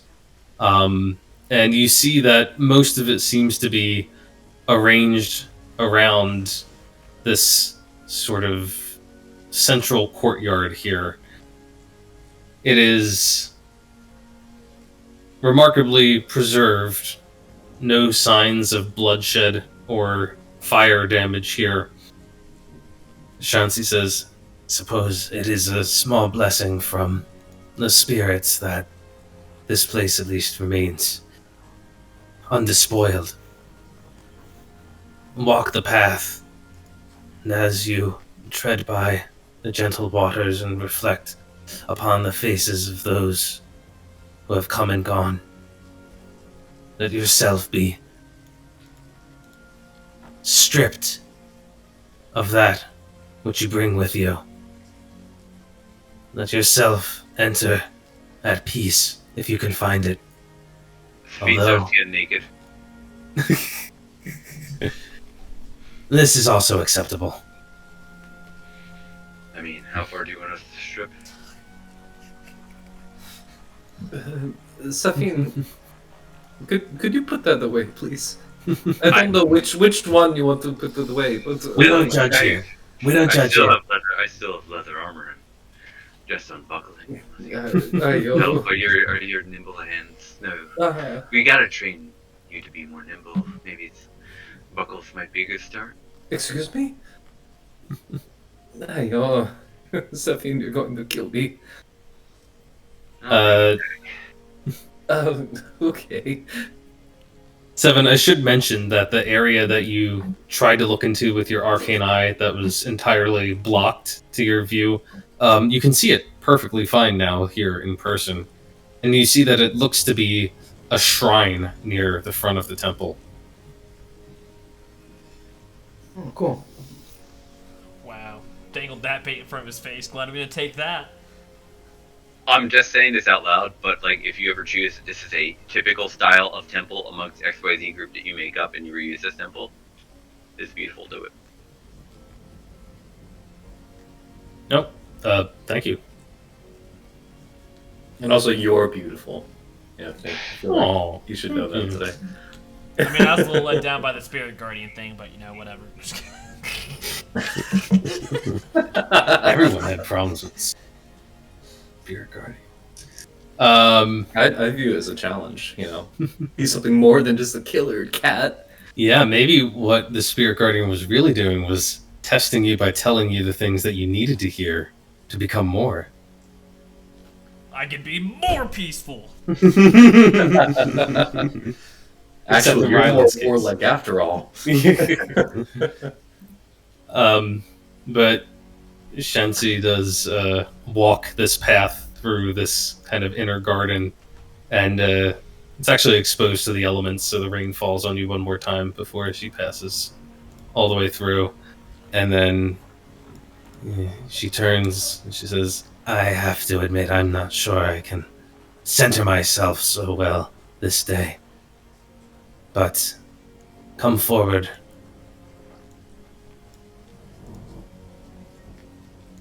And she'll lead you through and into a sort of secondary courtyard here. This one larger and clearly set up for training, as you can see various sort of contraptions, devices for testing one's balance, as well as sparring pits and dummies set up all around the place. There's also a large number of cultists who have all been gathered up and are kind of being hemmed together here in the courtyard, surrounded by Warforged. You'll also find that there are a couple of other monks who were being held prisoner, now released, who rush forward to greet Shansi. And she will invite you to retire to, I guess the library, perhaps most comfortable place for so many. This way. And she will take you to this back room here, which she opens a door to and lets you in.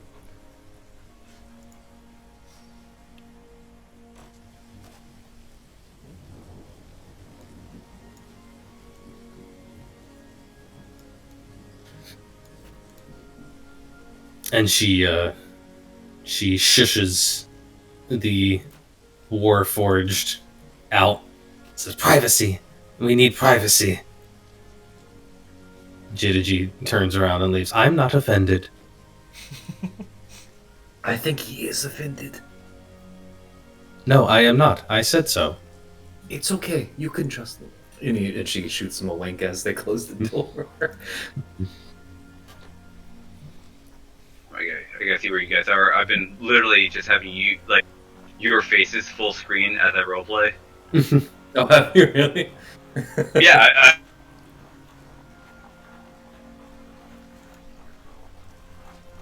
I haven't been paying attention. I just get cues. Over here. Boop, boop. Ping. Trying to. Ping. 1 second. Me or what? Yeah. Okay. There you go. Alright. Shansi closes the door she'll invite Irin in as well. She says, "You did well protecting the Thunderbolt. I suppose, with so many other members of Yielding Heart gone, it is wise if you know the things which I am to reveal as well. Come sit."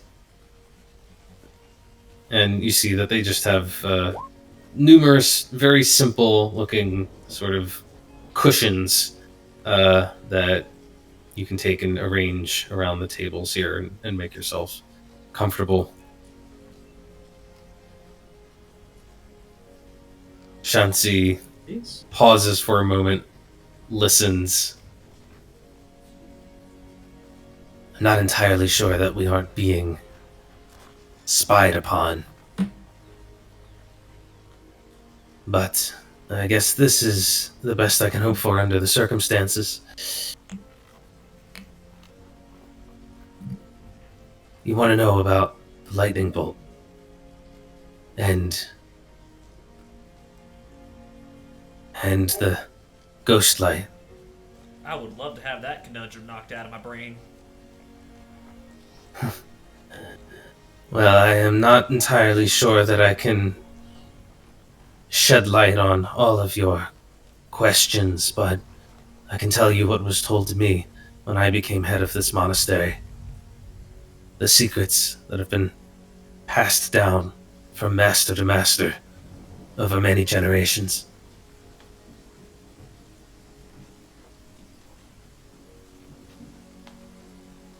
There are many ghost lights across the lands. Here in Wandon, but in other places too, of course. And yet, what is understood about them is so little. We here at Yielding Art, we train ourselves to put our bodies and our spirits in alignment, to awaken within ourselves a greater depth. But that is not our only purpose. We are originally founded, our order, here in these mountains, as guardians of the light. If you have been there and you speak of doorways to other places, strange creatures coming forth, then you understand some of the ghost light's importance, what it keeps at bay. It holds the tides, anchors them, calms them. Without the lights, these lands, everything we understand, everything we know and take for granted, it would be as changeable as the sea. Ghost lights prevent that. And the Thunderbolt. The Thunderbolt is a relic, a gift left to us by the Five Wisdoms so long ago. A safeguard, a way to guarantee that should anything happen to the ghost light, that it would not be darkened forever, that it can be reignited. All we need do is take the Thunderbolt to the highest point of the tower, and there its spark will reignite the magic. Tides will be soothed. But you speak of dangers there. I'm not sure that it will be so simple as that. The cult of the God Eaters has done something there. They've opened some kind of interdimensional portal. I don't. It's possible, though. even the Thunderbolt may not even function as originally intended. and correct me if I'm wrong, but even the ones who passed through were quizzical about how they passed through. Was it not? We were able to tell their language, and they questioned what the hell was this or what is this exactly. So it's not even a controlled magic, is what I'm trying to say. I think whether the portal was opened precisely or randomly is unclear. All we know is the cult clearly did something. Yes. That part, I wish I understood better than myself.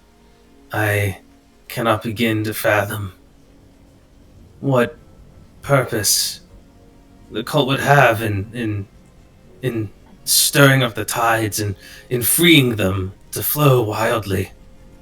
It Do is. you- Oh, I apologize. No.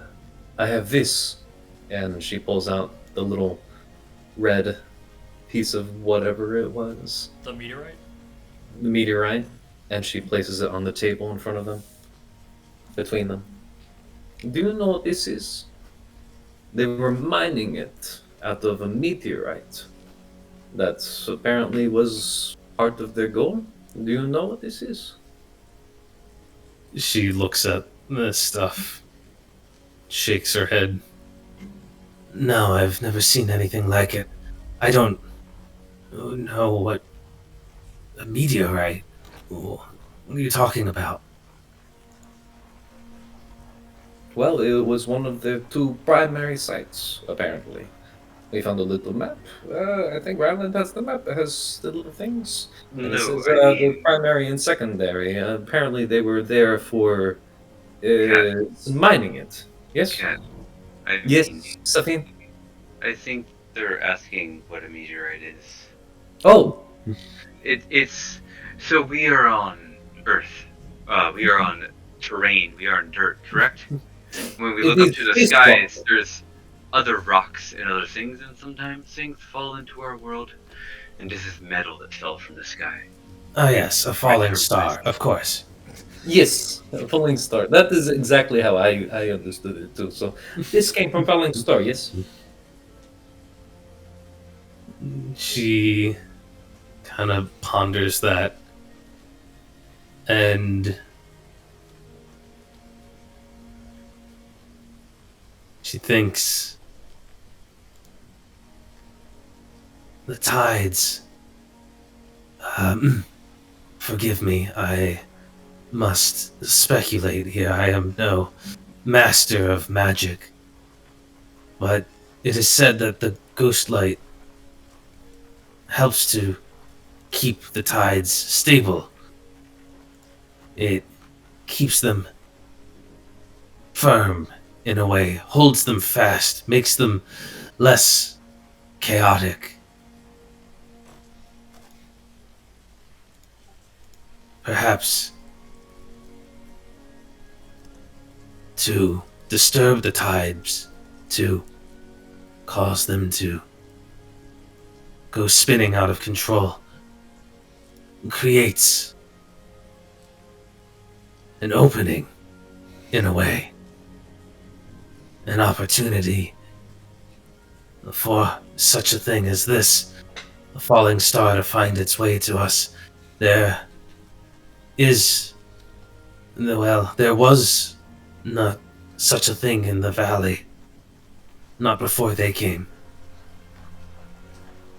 I heard a great crash so many days ago, and thought it was some terrible result of this tempest outside, but perhaps. And she kind of shakes her head as if trying to banish a thought. Be careful putting future fortune, wane, woe on things that fall out of the sky. the longer you're around, the more you'll realize it's more mundane than one would think. We can map the stars by now to get, predict moon phases.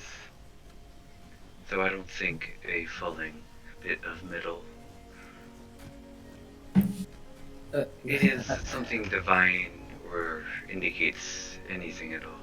I see your point, Sefine, but the fact that it fell exactly where they marked it off as the primary site, and obviously it wasn't there before, meant that they either called it down or the tides of magic have been, how you say, fucked enough to make things like that happen, yes? Fair enough. The real No, question is, how do we solve this?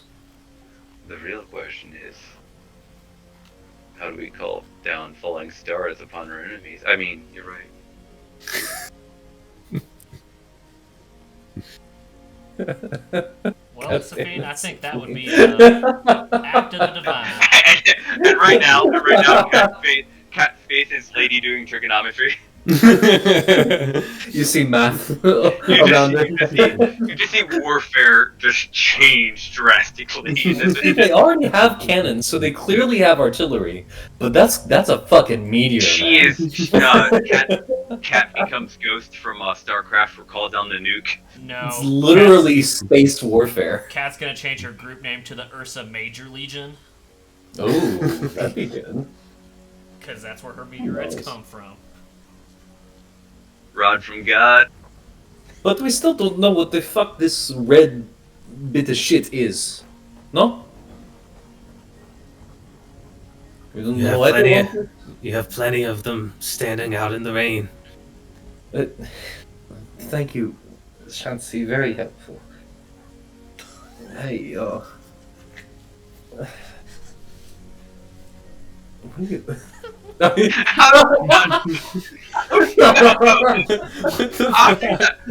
sorry. Like, you guys don't know about the rejected cartoon ideas? No, I do. I just didn't expect to see this. That's not following our storyline. Oh, yes, it is. Storyline right now, man. You expect to die? Bleeding out your anus is expecting to die. Okay, let's calm down here. Fine. Do you want me to delete it? No, it's okay. It's fine. Oh, there goes Anthony. Good. Okay, so what happens? Oh, there's Anthony. So, okay, what are we doing? My we don't penis know. is bleeding. Okay, let's calm down. so I think we need to take the Thunderbolt to the Ghost Line. Yeah. That's the logical next step here. We know the fucking passcode to the door. Close up a portal. Ooh. We only need to get to the top, in theory, to get the Thunderbolt lighted. Right, and so we can get up there from various means from last time. I just can't help but feel we are missing something. Like, missing the cult's goal. Why would they want to disturb the tides so much? Well, they said Because they they wanted couldn't attention. figure out what the fucking bell pattern was, and they got so angry to decide to wreck the whole place. No, they knew what the bell pattern was. That's how we know what it is now. 'Cause I we know. took that. Yes.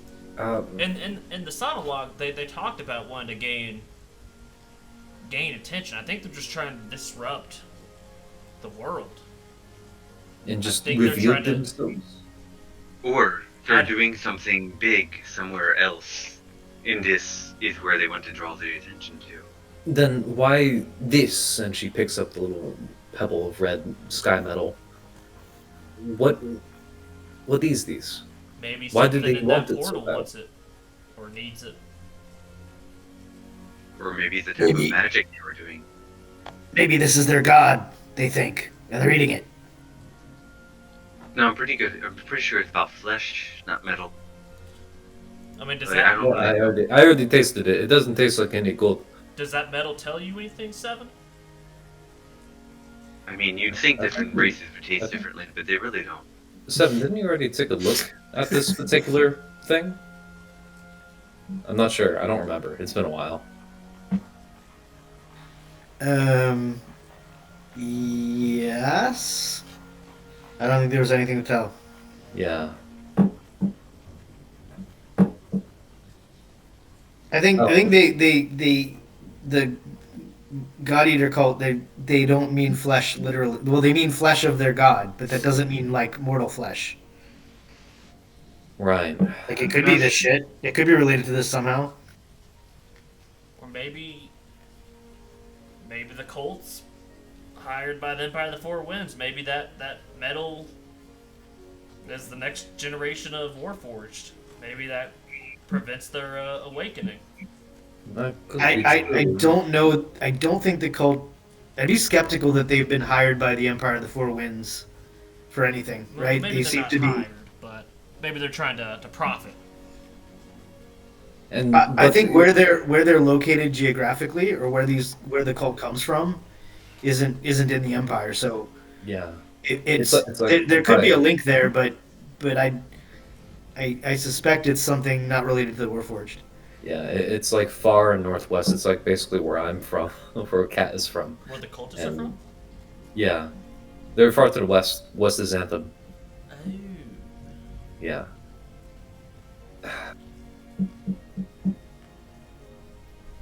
Want to make a note of that? 'Cause That well, that's the only thing I'm trying to say.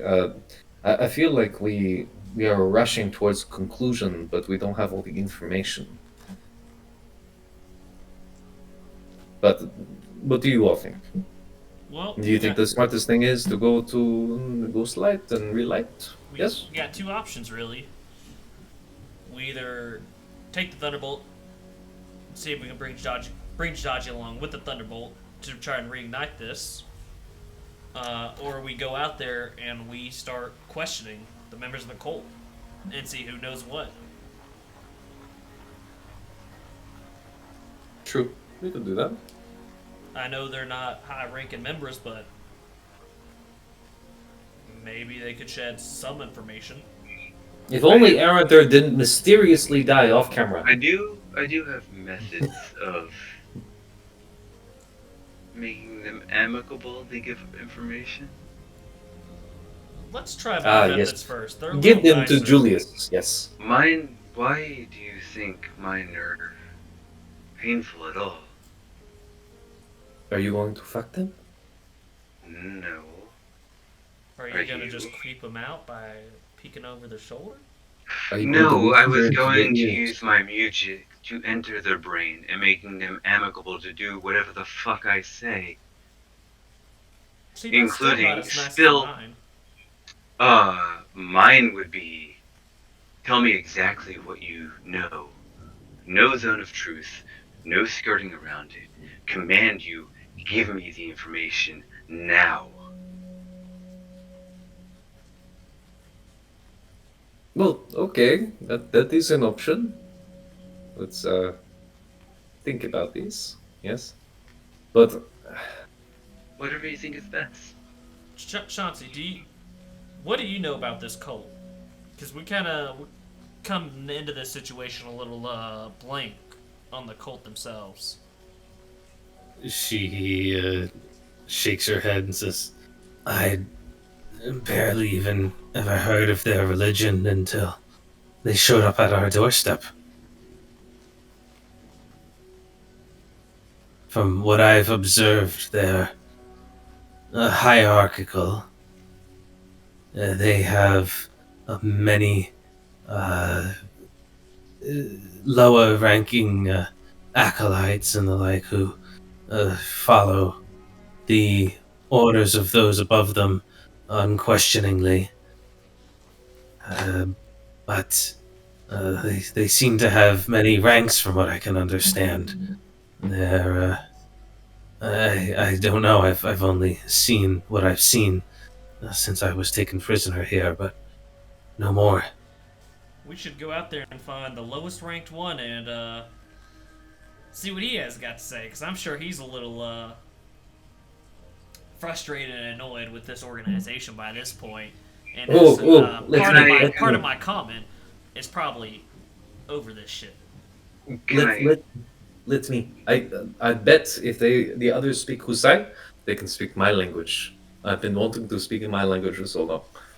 Well, I think one, you should figure out everybody who speaks your language and you handle them. Okay. Ryland, won't you handle your Divine. idea? I like your idea. Okay. But, again, if I can just simply entertain them with some music and make them play a little. I mean, if you think you can get the answers we need, by all means, you can do it. Yeah? What exact questions do you want answered? Let's spell these out right now.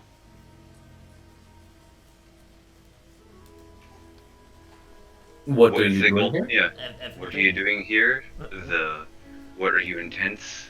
Why did you need the Warforge? What is the Ghost Tower?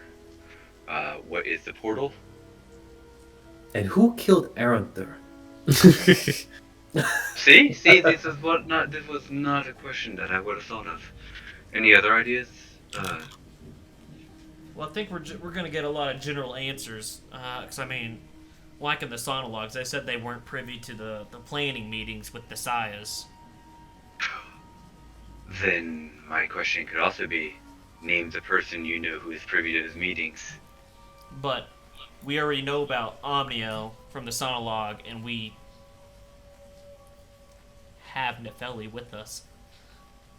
Oh, I forgot about that. We have her head. It may be good to try and figure out. They would at least know who the other Sayas are, and probably the structure of the organization. You know, it would really freak them out as soon as you have them on the ropes. You just bring out the head of the Saya and be like, Well, how about this? I let you do what you want to do first. And if you don't get the exact information, you come to me. I'll put them under my spells, and you ask for what you think you need that you didn't get from your methods. Is that fair? Sure. Oh, we are doing this? Yes? Excellent. All I want to do is exist. I don't think that my method is better. I just think mine is different, and if I can bolster your methods, Seeing I'm as happy. What Jadaji did to his last prisoner, it may be beneficial to speak to them sooner rather than later. But I also want you to understand, if you overheard my conversation earlier, I'm 100% honest.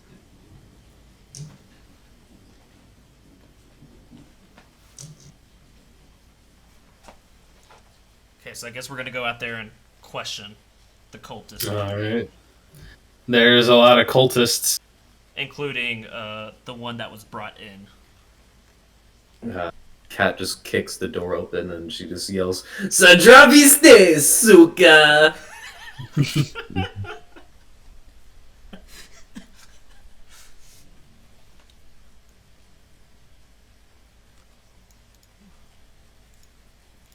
Now, who is first? Or last? I don't know.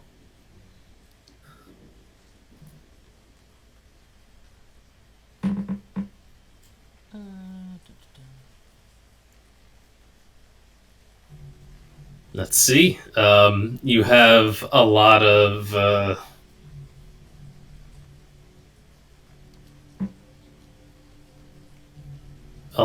cult members here. That's a Warforged. What's he doing there? You mean a stormtrooper? Jidaji will point them out to you, and he will kind of indicate a bunch of them and say, "These are simply low-ranking cultists, receivers of orders and not possessors of knowledge." And he will kind of move, like he'll kind of roughly grab a few of them, pull them aside.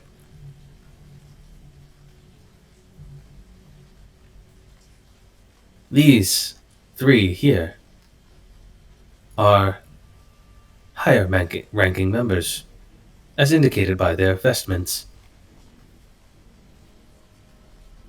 Well, that's fine. Ryland, I'd like to you just go first. talk to all of them, or maybe we should separate the lower and the highers. I can handle the lowers. It is your decision. And I think Kat's gonna take Ryland aside and be like, how do you want to play this? Ask them the question, see what you can find out. Okay. Separate the lower from the higher. Yeah, we separate the low from the higher because, pressure from above might keep some Yes. people. We want to break up cohesion amongst the prisoners. Exactly. And the Cat's gonna turn to the lower ranks and the higher ranks and say, my name is Ekaterina Radovanova Melnikov. Does anyone understand what I'm saying? She's gonna say in her language. And then Rylan will take the other. Is the guy that we brought in with us? Is he a higher or a lower? Jitta G will say, from what I observed of their structure of organization, this is both the highest ranking member in attendance and a sort of personal guard to those members of the cult of even greater status. Ooh, can I take that one, Ryland? You can have him after I'm done. Okay. Jadaji, I is think there, after you're done, I will need to.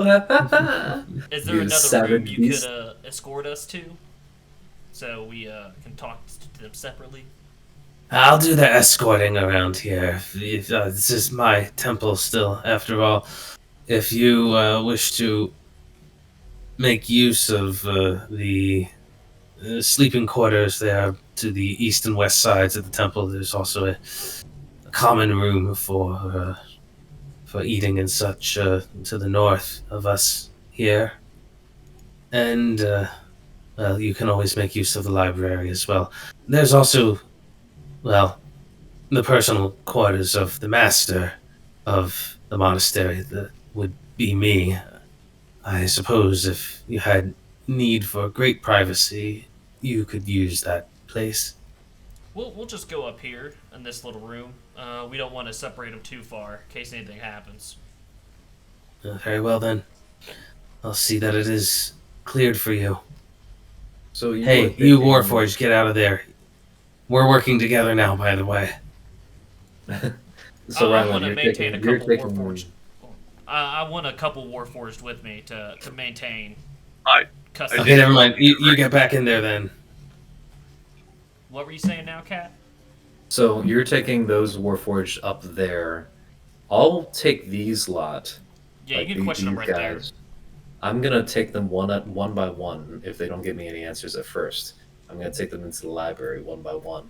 And it's just gonna be me and Naz, and the prisoner in there. Okay. If they don't give me what I want immediately.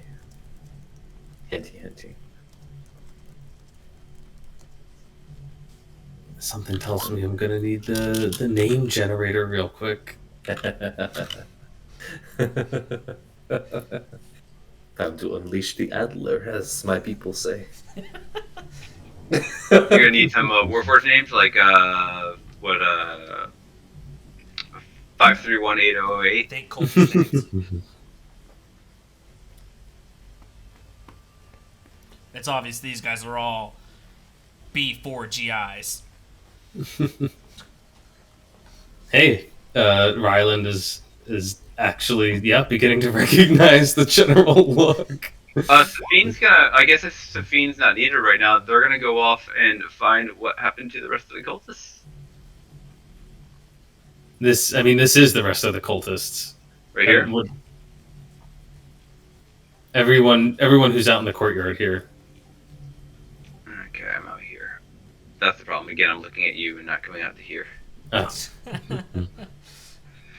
So we had the one dead. I would have asked for that one dead to be brought with us, if that's okay. sure. And then they're still alive right now, huh?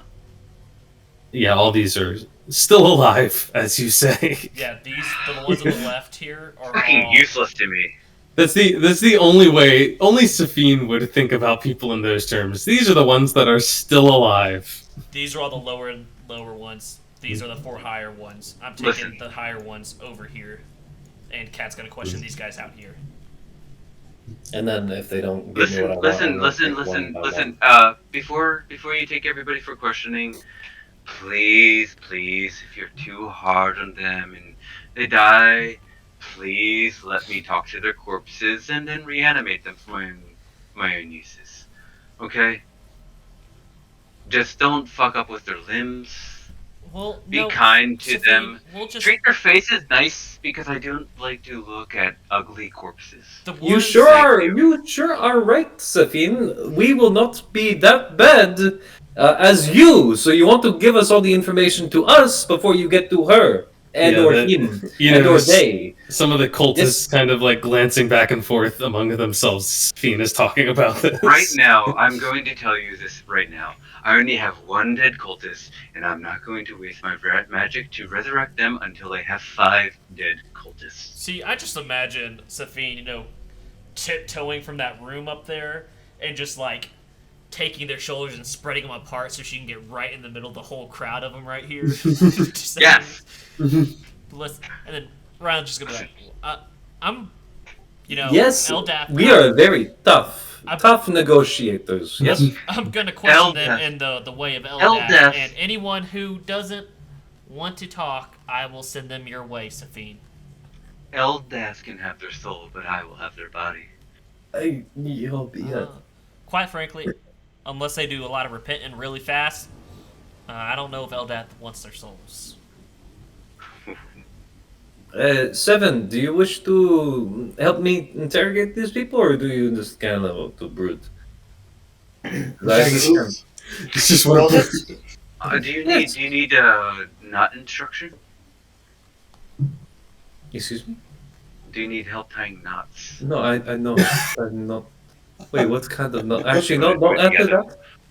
that. Sophie, you make me uncomfortable and interested at the same time all the time. I don't know how you do that, but let's move on. Anyway, 7, do you want to help me interrogate the lower ranks, or do you want to help Rylands interrogate the higher ranks? If you want to interrogate both. I'm so confused. I'll go wherever you guys want me to go. You tell me to go. So we're splitting the hostages or the prisoners in 2 groups. The lower enlisted people that are lower on the hierarchy, and I'm taking the hierarchy people. The higher hierarchy. Okay, I'll help you with the hierarchy people. There you go. the higher hierarchy. Yeah. And I'm going to cast Speak with Dead with the one corpse that we do have. Okay. All right. There's a lot Can of you do that? talking about Will you come be your able to way. do that again later? With that same corpse, you want to do it in the... I am willing to wait until everybody's there to come up with better ideas. Well, it's not that I don't mind not being there, but I'm saying, like, is that better used in front of the people who hired us? He's talking about the priest that just got killed, not Nefeli. Oh yeah, Yeah. Go for the priest. Yeah, the Go for priest, it, yeah. You got a lot of options here. I will ask you to start off with a intimidation check, Safine, with advantage thanks to Ryland and Kat, making it very clear how much even they are freaked out by you. Like, look at this. Look at those pluses. Okay. Whatever. You'll Take a roll look. above a 10 at some point. Yeah, this I game. mean, here's Got 11 today. even sometimes it's not about like getting the super high rolls. Sometimes it's just about guaranteeing consistency. And Yeah. it's even at Safine's not greatest, they're still hitting a 15, Right. which is pretty intimidating. And you can definitely see some like looks pass between the cultists and Who? some uncomfortable shifting. Who is the most important looking cultist? Amongst this sort of lowest rank here, or the I want out of it. Jittiges had to say to you about them. Apparently, it would be the guy in the full armor up here. And who's going to be questioning them? Me. Do you mind if I join you in the room with my corpse while I question the dead corpse in front of your dude for some extra intimidation? I just basically shows him that, like if you don't answer the questions now, you'll be answering the questions to me. Sure, if you want, yeah. I think that might Does be a better Riley- tactic does on the Riley- lower enlisted.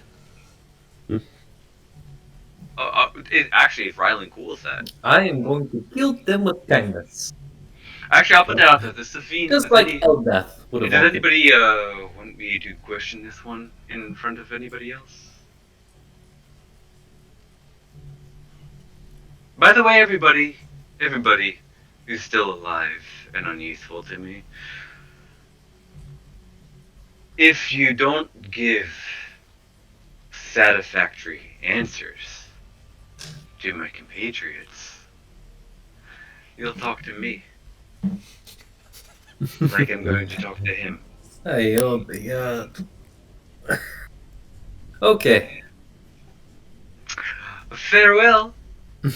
All right, let's divvy these up. Let's get you guys. Let's see what you can get out of these guys. So, you don't have to go one by one with every single individual cultist here, but there might be some highlights.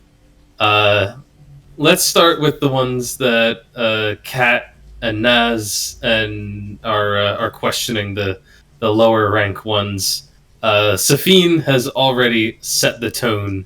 And you get the sense of that as you start pulling them into the library there, that every single one of them is already jumpy to begin with. Some of them a little more pliable, some of them more resolute, but all of them on edge. Kat is going to be the good cop, Naz is going to be the bad cop. That's basically how their dynamic flows anyway. So Kat is going to just be like kind of charming, maybe drinking a cup of tea, offering one, and then Naz just going to come over, flip the table over, and start screaming. You know, and if any of them speak like her language, Kat's going to chat amicably, but ask all the same questions. Like, okay, so tell me where you came from. Tell me who you work for, who was your supervisor, and tell me what their goals are and the goals of the cult, what they told you, what you overheard, all that. I want everything.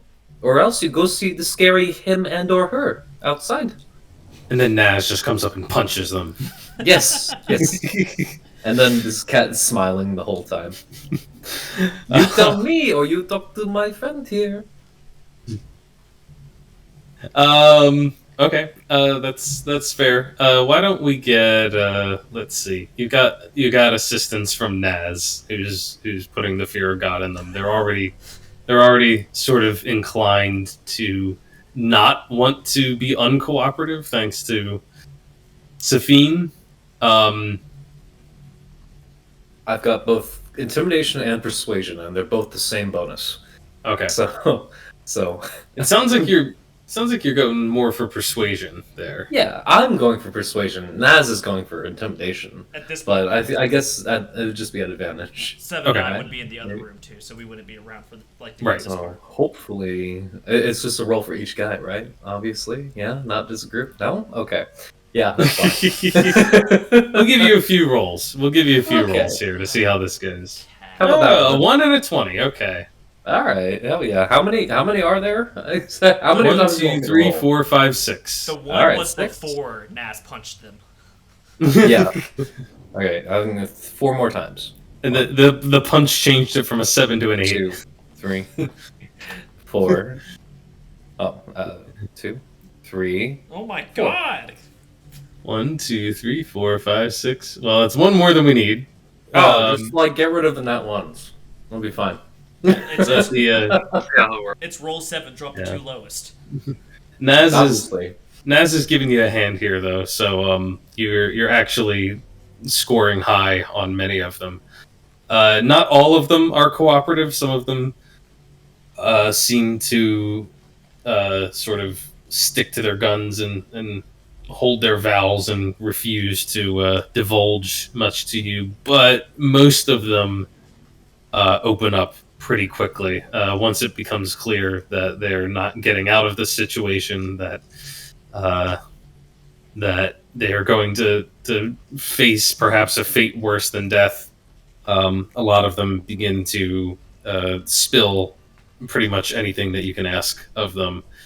You get the sense in general that a lot of these people are from the far west, sort of all from the same geographical region, kind of at the southern tip of Mitria, a few different nations there. My people. One of them is indeed familiar with the Hussite tongue.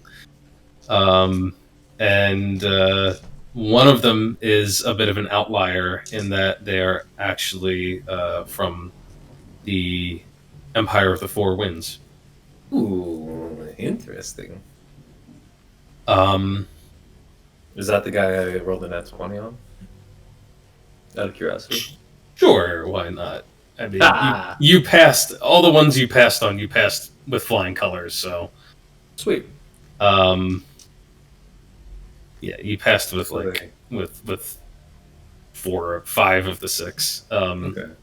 Wait, hang on. 1, 2, 3, 4, 5. Okay, I can't do math. You passed with 4 of the 6. Okay. Yeah, it's one of the masked figures here, specifically from the Empire. But you get the sense in general that all of them have only joined the cult within the last year or two. They all are of the same rank, which is specifically cultist. And that they've all basically joined the cult of the God Eaters after being drawn in the promise of a better life. You kind of get the sense, actually, that a lot of these people are.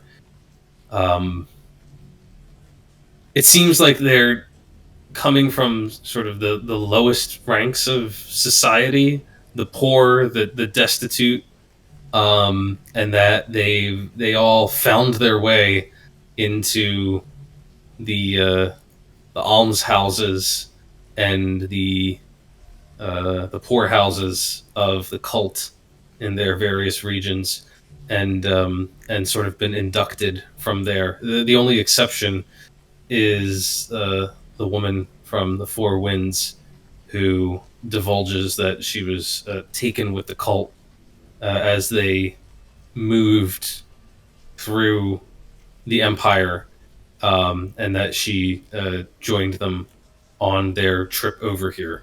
So she is, if anything, the newest member of the cult. So basically, it's fantasy human trafficking from Eastern Europe. I mean, but she also has Stockholm syndrome, right? So okay, it's Eastern European human trafficking plus Patty Hearst. All right, sweet. That's cool. Do they give me any different information than what I already got from the cultists at the primary site? The only additional thing they can really tell you is what they were doing here, which was when they first came to the monastery. It had already been subdued by the Warforged, but they were instructed to begin searching for a poem, the very same poem that you have in your possession now. But it seems that they spent quite a while ransacking the place, going through the library. They were told they didn't specifically know that they were looking for the poem, but you kind of are able to put 2 and 2 together. They were looking for old texts, ancient tomes, anything that they could find that mentioned a thunderbolt or that mentioned the 5 wisdoms. Right. Like, and it seems that none of them turned up anything useful to their knowledge. They did hand over some books from the library and some old scrolls to the Sayas, to Nephili and Omniel, but they were one day ordered to stop searching, and basically hadn't been doing much else after that aside from maintaining their position here, waiting for further orders. Then my last few questions are going to be about the Thunderbolt and if they knew what the cult wanted here. Do they have any answers to that I haven't heard? Or if they know of anything about the people sent to the Ghost Light? Do they know if they're supposed to be doing something there? Anything like that? Anything about a portal? They don't know anything about any portals, and you quickly get the sense that they know very little about their actual purpose here in general, aside from the fact that what they're doing is supposed to be for the good of the cult, and therefore for the good of themselves and the world. And they don't know about portals. They don't know what a thunderbolt is, aside from the fact that they were looking for references to it. And they seem to be very much in the dark of the actual intentions of the cult. One last question, then. It's an important one. I'm going to emphasize each one. Who killed Aranther? It was 100% BG or B3GI 012. Kusok!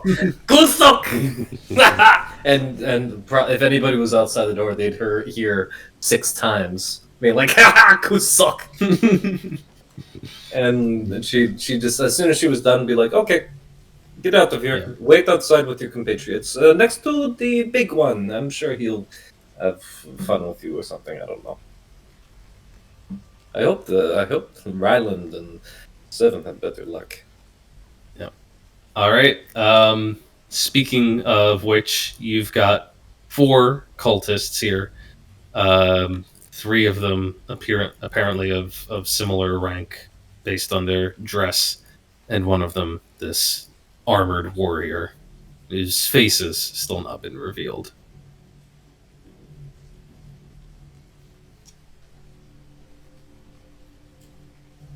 We gotta move into the other room.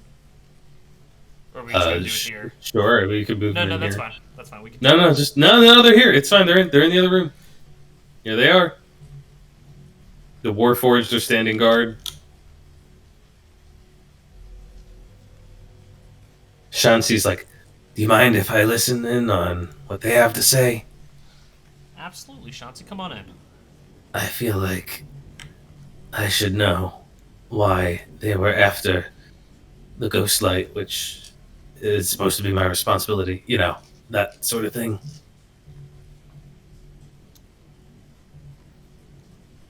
And before we start, just gonna go ahead and cast Zone of Truth.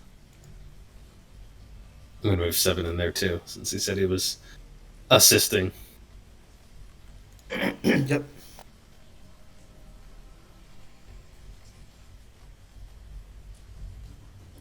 Little Zone of Truth action, 15-foot radius sphere. You know when they pass and fail, right? Yep. It's a spell save, DC 17, charisma saving throw.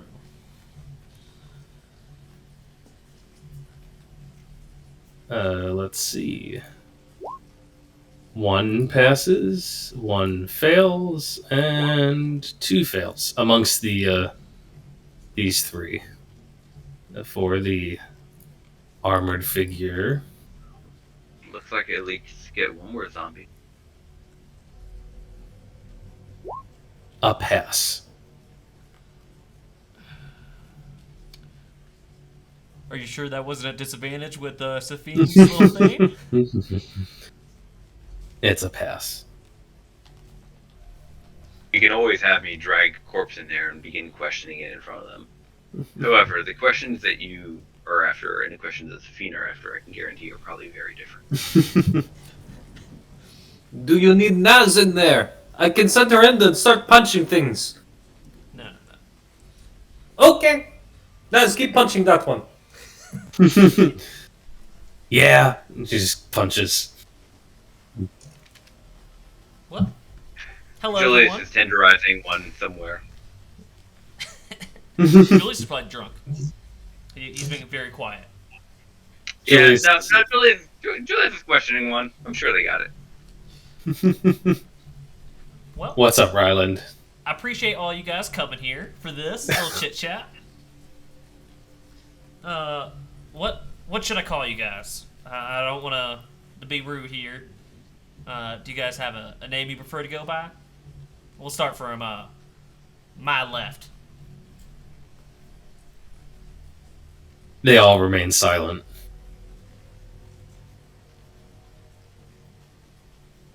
Wow, you guys are a bunch of talkers.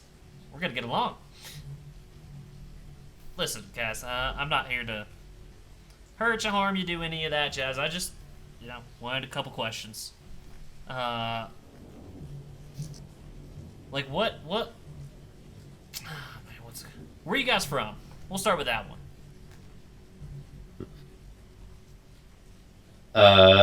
They're remaining silent.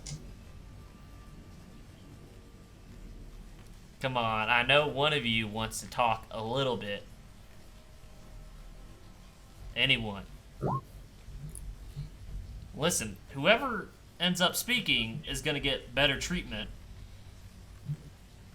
by the Warforged. I know you guys weren't out there to see it, but one of your little priest fellas that the creepy person's gonna talk to, they died real quick. Why don't you give me a persuasion roll? I'm the nice guy. Yeah, they're all holding steady in their silence.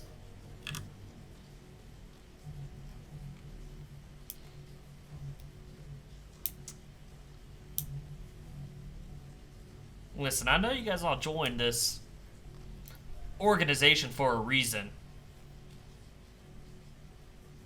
If you manage to stay alive, your objective is still within reach. I'm not gonna do anything to you. I'm the nice person. I'm the nicest person in this whole building you could talk to. Now, if I start calling in some of the other people that I walked in with, you may end up dying for nothing. Except your own pride.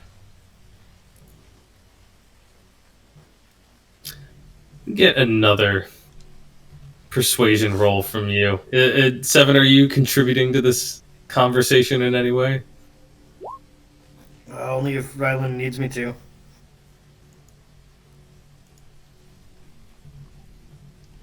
I think maybe separate intimidation rolls. Like you just have this grouchy old man sitting in the back who has to roll their own intimidation roll from Ryland. Just Geralt grunting in the corner. Yeah. Yeah. I'll grunt. I'll sharpen my swords. Whatever. Okay. You sharpen your swords. All of them. And, Which actually means he has like 7 swords in the air spinning around, and he's just like weaving his arm in some weird, complex, thing that would cut off anybody else's arm. That's hyper intimidating. the one in the armor turns its head towards you, Ryland, and you're somewhat surprised when it is the first to speak, as he says in a low voice, "I saw how you handled that Warforged. Your negotiations with Jidaji were skillful. You have reached an agreement with him. If I talk, I expect an agreement as well. Well, what kind of agreement are you like? Would you like? Because, like I said, I'm not in the business of killing people. I just like talking. To be released. That is all.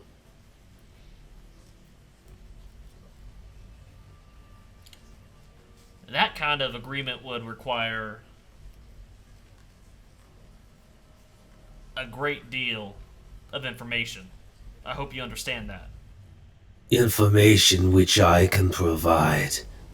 These others do not wish to speak, because the moment they open their mouths, it will become apparent how useless they are to you.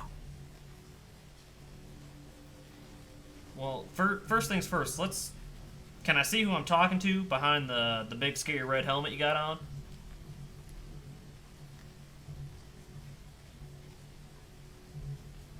He reaches up,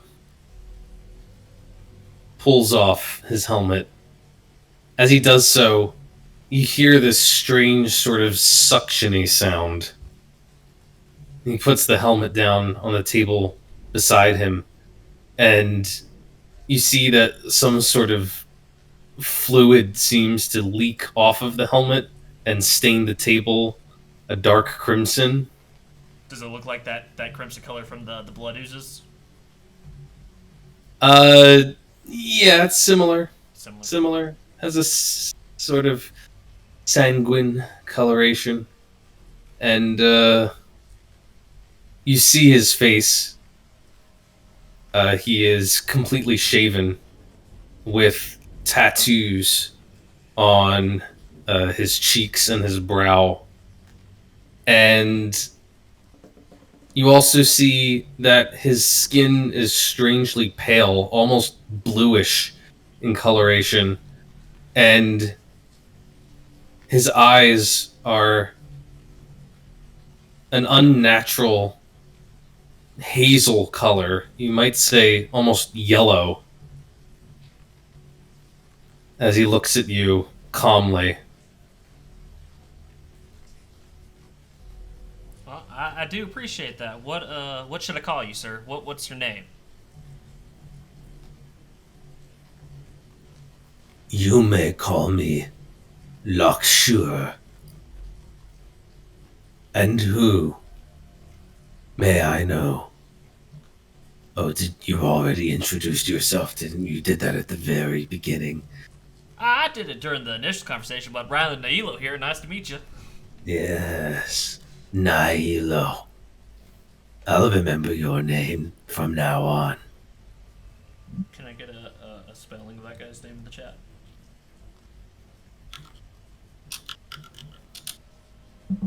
Look, you just made yourself a friend. I make friends everywhere I go. Okay, shush. This one will be around forever. And You don't make as many as the Fiend does. Safine makes friends. You might make friends, but Safine makes them. and where do you come from, Lockshire?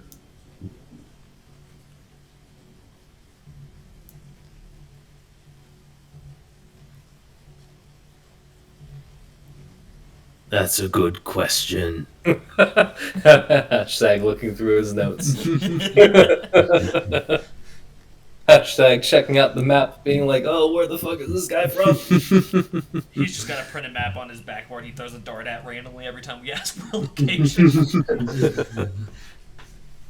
He's from the realm of the Fey Queen. He's actually Russian. He just has a very strange accent.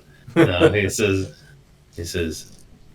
I hail from Alb, although I have left that place far behind.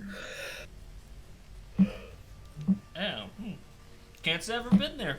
Is it a nice place?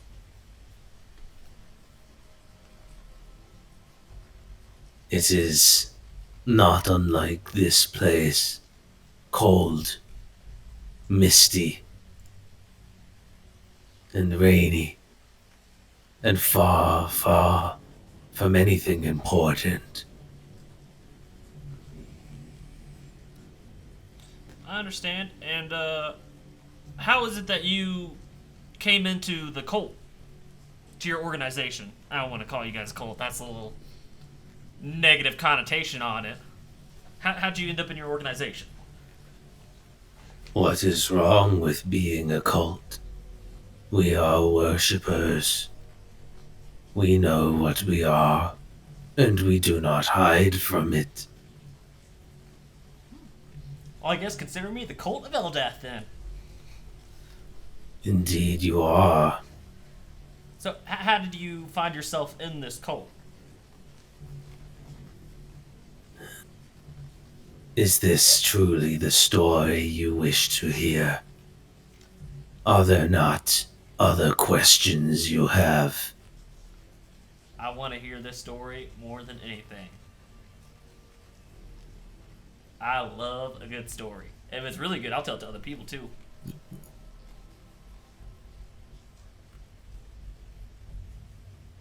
He gives you a long look with those unblinking yellow eyes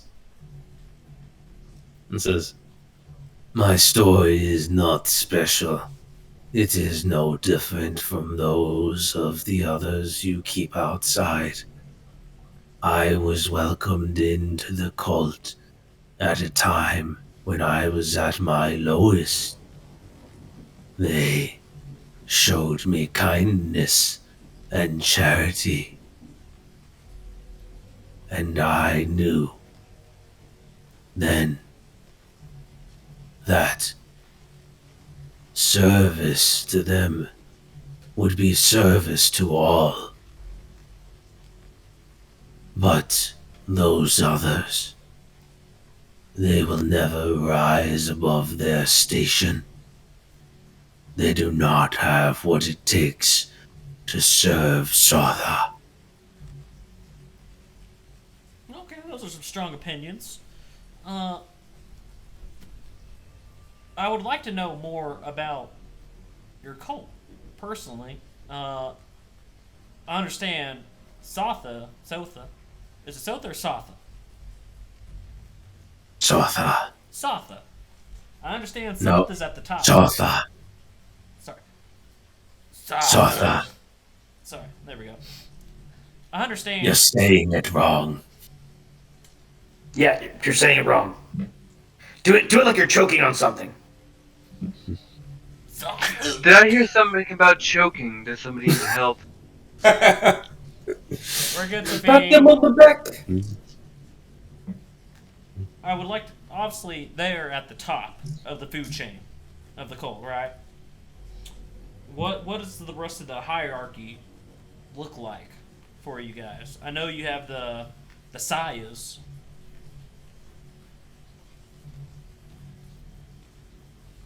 The sires are of the highest rank among the choirs of ASMR.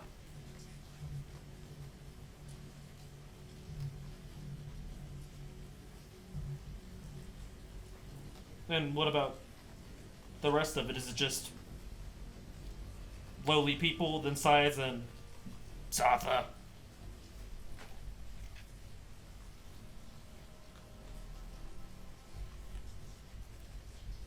Look upon me, Ryland Nyulo.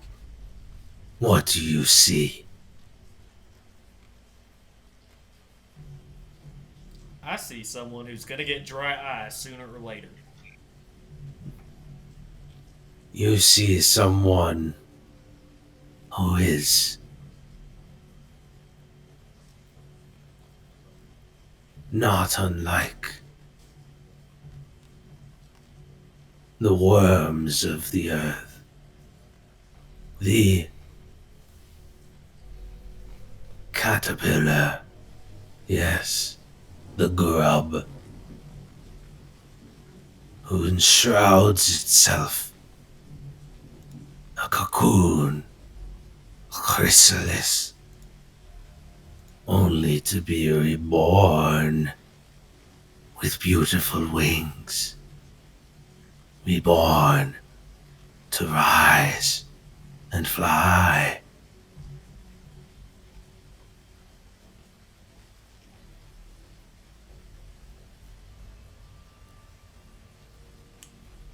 Well, okay, that was a little confusing, but I understand, I guess. What do you know about the portal in the Ghostlight Tower?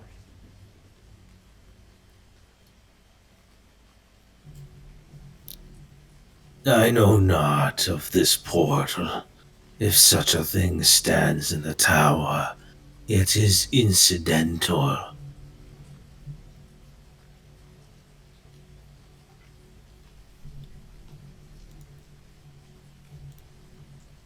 One second.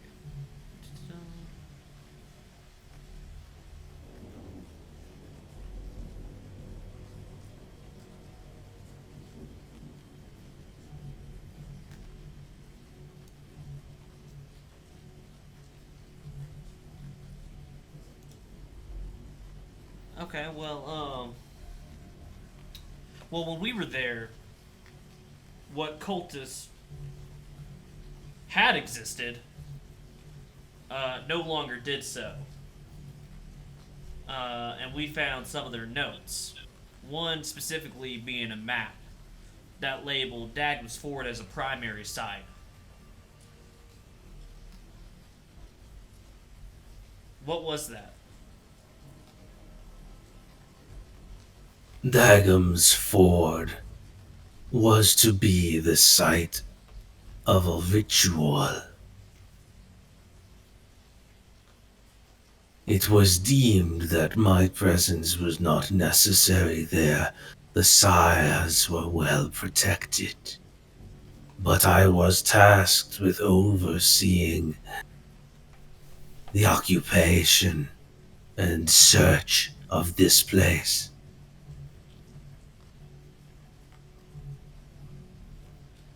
And what was that ritual for?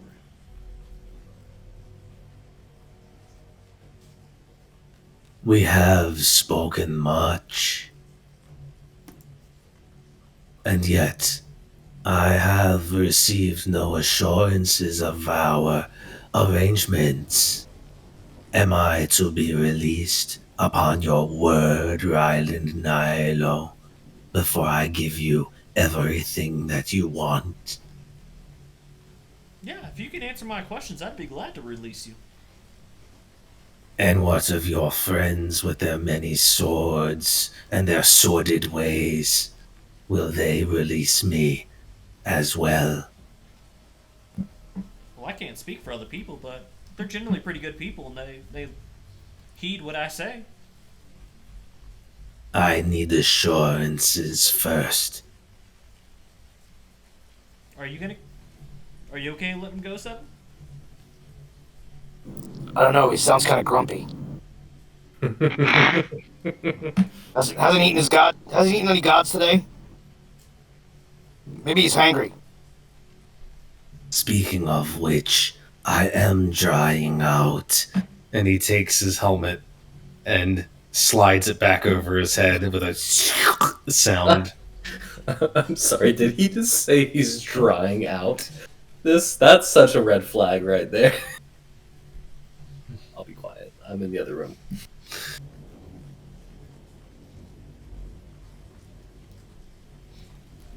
And then I'll just kind of walk over here real quick, poke my head out the door, and then I would ask everyone that's out there, be like, "Hey, if this gentleman over here gives us all the answers we're looking for, are we all right with releasing them?" I pop out from around the corner from where I've ordered somebody to bring the body in the other room. And I say, I promise not to hunt them down, kill them, and resurrect them to do my bidding.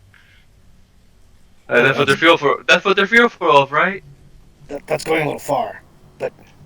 I But mean, we're not here to take prisoners. We need a That- confession. I'm here to take conscripts. Uh-oh. We need confessions. We don't need prisoners. If he's willing to confess, then sure, let him go. Can I'm we sure- can we use the sound log to record an extra thing and let them go, but have their confession and then use it in some beneficial way to us? Is that how the sonolog works? Let me just pull out the tape recorder. Safine might actually know because Safine has, in her back history, has. Yeah, Great Safine, you know that you can use it to record sounds. But would it erase what we already have, and which would be more valuable? There Probably there is a limit to what the sonolog can store, but there's probably sufficient space on there, so to speak. The sonolog has a long memory. So we can use it. Just in your questioning and thinking and bargaining with whoever you guys got, just think of that as an option, maybe getting a confession, and then as a promise, like, you don't fuck around, we got a confession, you're off, Sure, start the tape recorder. Sounds good. right? I'm sure Naz is still punching some innocent Eastern European. Safine's like, aid, give that poor soul like another 10 hit points. And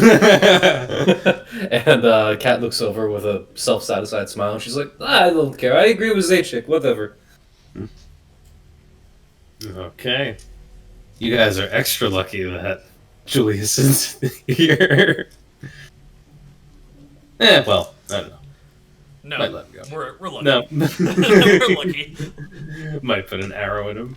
But anyway, okay. If you all concur So yeah, and if I got give all those your- answers back, I would have gone back in and let him know that everyone in my party is on board with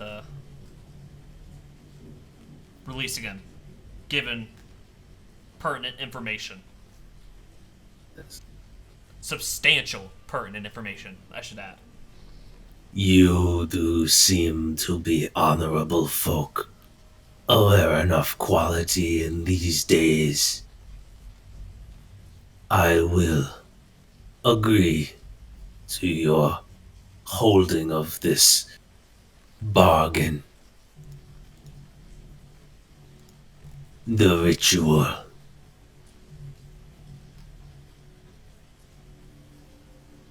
The ritual is one to call down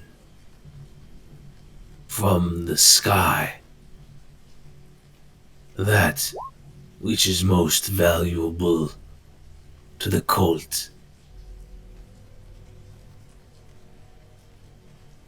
It is a substance hard to find on this plane, but of immeasurable usefulness for those who know how to unlock its potential.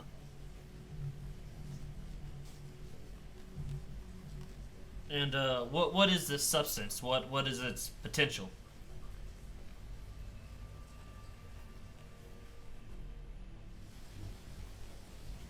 Give me a minute. I forgot where I stored that name. Making Anthony go through all the Word docs. Where- Right. Eventually, GMing is gonna be like fucking hackers with the tectonic hands. Get that player sheet out of the way. Boom, boom, boom. Attack in VR. Telling you, it's gonna be great, guys. When we're all like 60-something years old and we're in our Oculus 45s, and you know, I'm paralyzed from waist down as a motorcycle survivor, but yeah, I can run as a barbarian. Like, I got the mobile feet, guys. I can run. Sorry, dark humor. Dark humor is the only way I can do it. I think I want told the holodeck. I want it so bad. Like I told you last week about my, like I'm automating an email, right? It's called oh shit Mark's dead at gmail.com. Yep. And it's just in case I die, it triggers a bunch of shit and sends stuff where it needs to be and gives people passwords. Brilliant. Right? Because you never know. See, I'm just gonna pull Pierce Hawthorne essentially when he dies in Community. I'm gonna leave Max a vial of frozen sperm, so he can use to reproduce if he wants to. I'm sorry. I didn't want it to go that way. I was gonna make what the fuck? like, gross, and then it went that way. Good job. Did you just say you're gonna leave me frozen sperm? Yeah, that's what Pierce For Hawthorne what? does. That's what, you know, in case you want to have For- a child that can grow some good facial hair. Because he's trying to gentrify yet another Filipino neighborhood. Kevin, are you asking me to bear your child? No, your future wife. You will have to bear the promise? child. You have to promise. You might as well You want me give to it away raise somebody your who's- child? You're gonna Oh might as my well God. give it away to somebody who's gonna use it. I can't. Excuse me? That's even. Never mind. I don't. I'm gonna go back to listening to Hard Bass. Excuse me. Oh Listen. boy. Listen, all I gotta say is that. Never mind. That's too mean. Well, I finally found it. It's very anticlimactic. But he says, What we have taken from the meteorite, it is a thing so rare that it has no true name, but among our cult we call it simply the substance. And you said Lost it was it. used to unlock potential. What does it unlock? How's it used? Why? It is a material with properties unlike any other. Tell me, are you familiar with the concept of transubstantiation? Uh Is Seven familiar with the concept of transubstantiation? Arcana check. oh. Oh, Arcana check that too. I know that word. We're gonna get some lead to gold, motherfuckers. Oh no. No, it's more of like a Catholic thing. I man. know It's exactly what it terrible. means, but Oh no.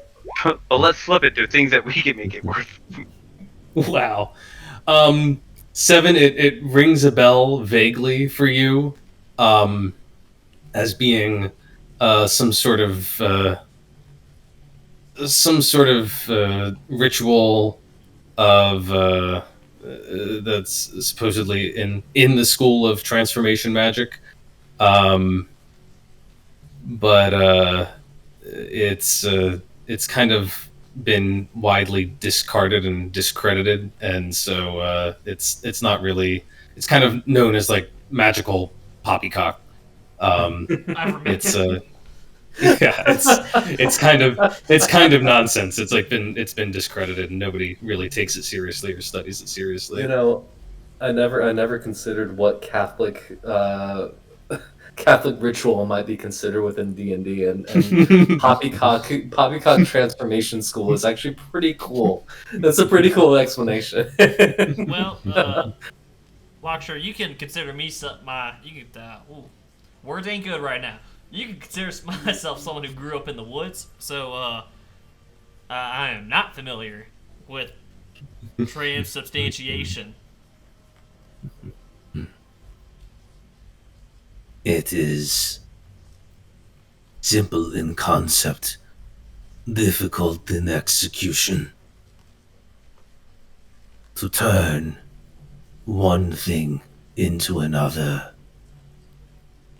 There are many schools of magic, many spells that purport to do this, but all of it a sham, something temporary, something superficial. But our magic, and what we can conjure with it, with the trade of substance in exchange, the flesh, the blood, the bone of Sartha himself.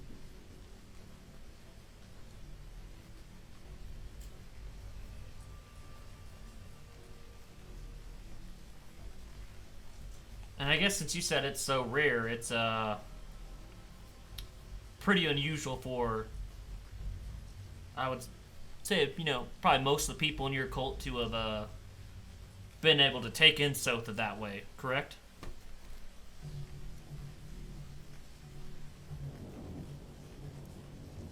It is not rare to receive the blessing of blood. Even our lowliest of members have tasted of the sacrament.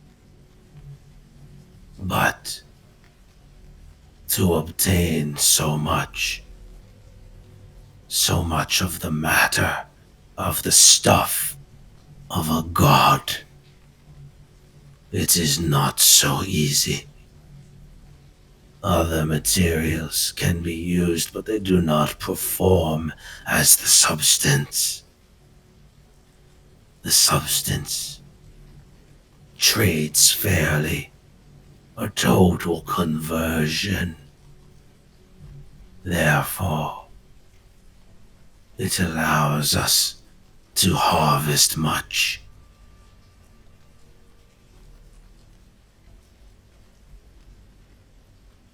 Interesting. And does anything happen when you take the sacrament to the person who accepts it? You have seen what happens. And he kind of places one hand to his own chest. And you have seen what the Sire are capable of.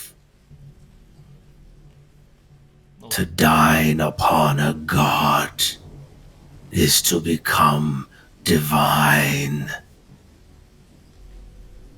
I mean, to be quite frank here with you, Nefeli wasn't anything special.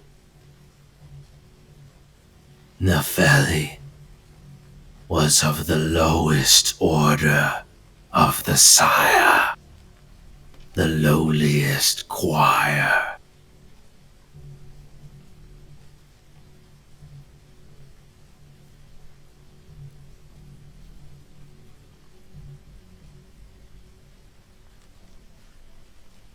And what was... Thank you. Thank you, Kevin, by the way. Just for doing everything you're doing there. Oh, man. Fastidiously taking notes. Yeah, no, like, really, I started out doing it, and he kept on outperforming me. Like, after the fourth one, I was just like, fuck it, like, no. Now I'm just taking notes on how I can manipulate all your characters. And what matters to you. So I know you said you were here overseeing the monastery, Locksure. It's a good job to have. You did good for yourself. Thank you. What was the whole purpose of coming into the past to begin with? To perform the ritual, the Sire needed a site where they could disrupt the tides, create a hole, create a way through from the outer planes to this one, an opening through which the substance could be summoned. So the substance itself, it's extraplanar. It came from the sky.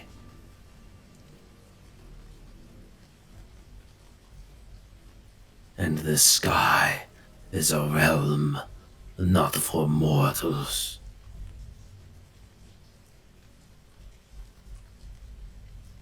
Well, that's an interesting thought you have there. How'd you disrupt the ghost light to mess with the tides?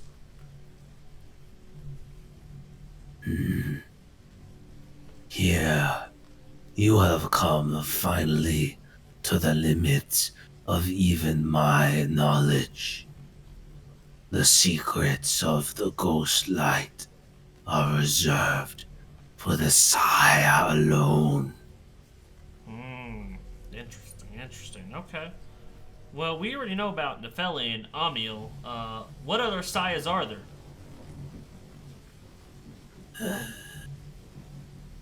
They are scattered across the lands, seeking the substance. Where they are, who they are, how many. These are the greatest secrets of our kind, and they are kept only by those of the highest order.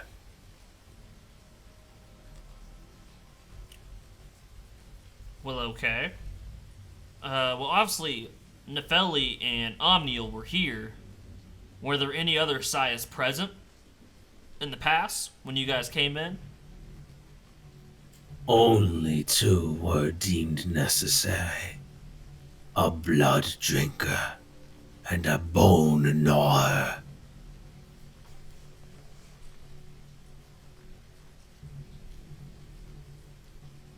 Do you guys have any other categories of Sayas?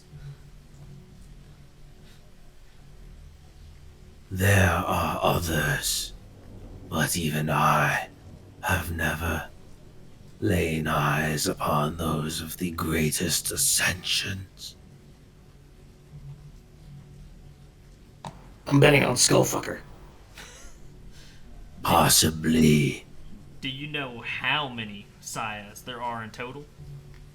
as I said, their numbers are Yeah, kept okay. secret. Uh,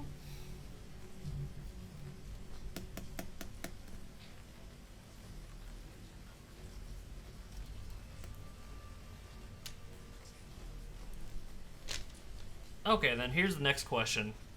What are your plans for when we release you?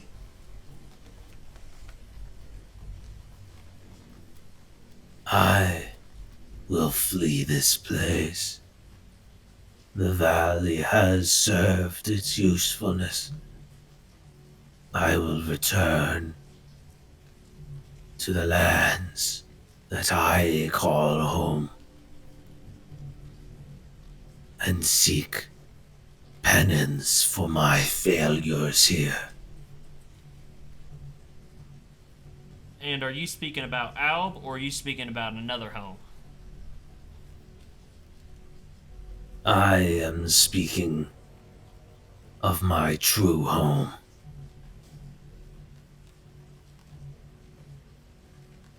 Go ahead and put a name on that.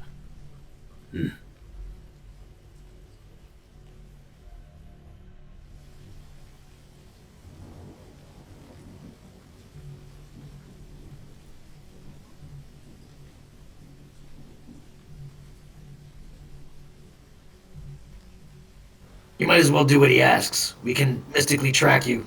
Anyway.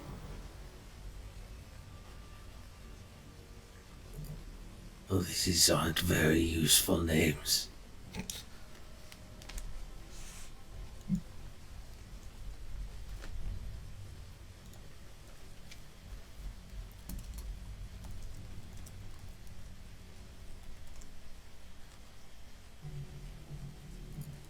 Okay, hang on. I'm trying to quickly generate a name for a And they're giving god awful ones, a right? fantasy place, and one of them which I got was the Fantasy City, which is literally the most useless name Please, possible. please. Is it useless or is it brilliant? That is the best brothel in the next city we go. The Fantasy City. Best brothel in the next city we go. I just have to share that. It's just Please. utterly useless. No, Anthony, please promise us that somewhere in this campaign, when we least expect it, that's the name, okay? Like months down the line, that you just fucking just file that away. Kinda like the game, you all just lost the game.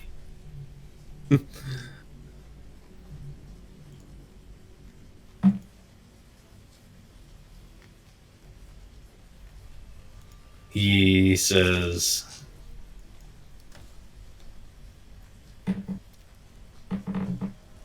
My true home lies in Korteth, and there I shall reside.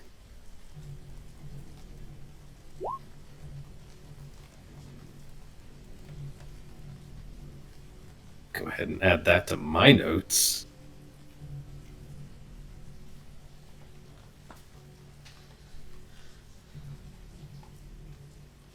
I guess, I only got just like one or two more questions for you. Where did you guys march in from into the pass?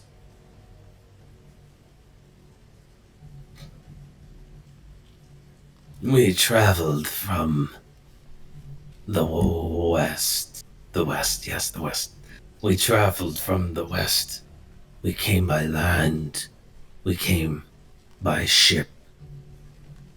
Our route was long and winding, so that our way would not be tracked so easily.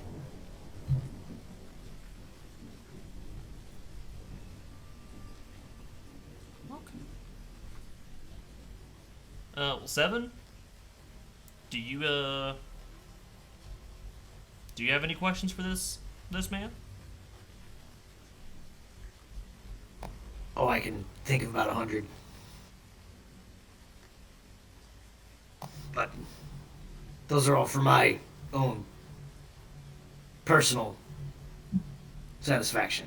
I don't know what else we need to explain the situation to those who hired us. I think you've covered all the bases.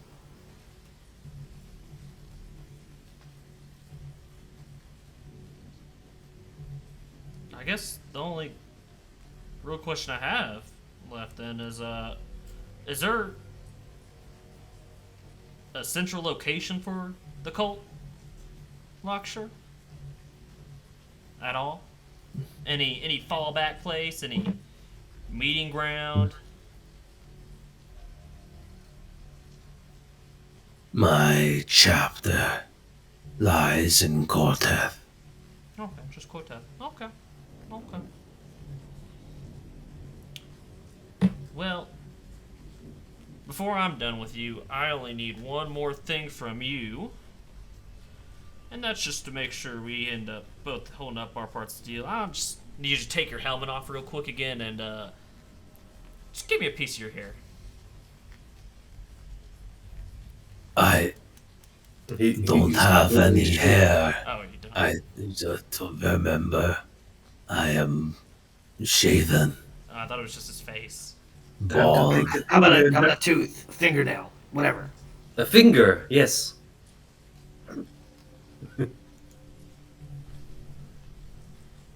A finger.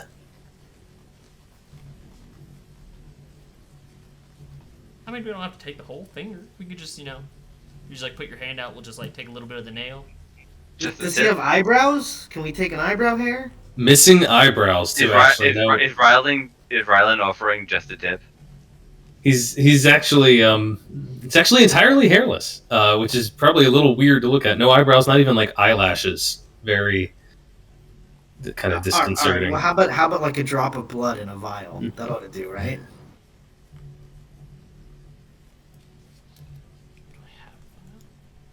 have him spit on a handkerchief or something else. You need his DNA here? Are you taking DNA? I don't know how For fucking. scrying I don't spells, know. you gotta have like a Here's piece of somebody. Here's a glass of the rim of it. Oh yeah, obviously it's a piece of him, right? I don't know how specific is scrying. His body part like a fair bit of nail or the like. Oh, all right, fine. Then take his finger. Do it for Elbeth. I just need a nail, like a fingernail trim. Like a fingernail shaving, right? Yeah. Something like that. I'm not gonna take his whole hand, fucking finger. But you should. But you should take the finger. No, that's wrong. He as you're saying all this, he looks up at Ryland and he says, This was not part of our agreement. I offered information which I have divulged freely. You did not demand a piece of me. I mean, you're gonna cut your fingernails anyway. Might as well just do it now.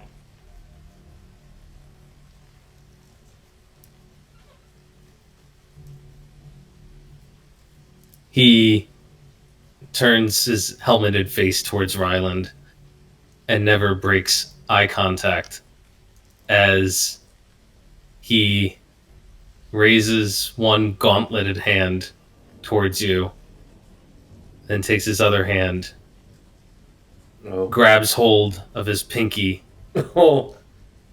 and you hear a sound as he crunches the digit off of his hand. Blood froze freely from his wound as he tosses it lightly at your feet. The finger. That will suffice. We'll get Safine in here to come and collect that. Um, well, Mr. Lockshirt, I guess that's all I have. Been incredibly helpful. I appreciate that.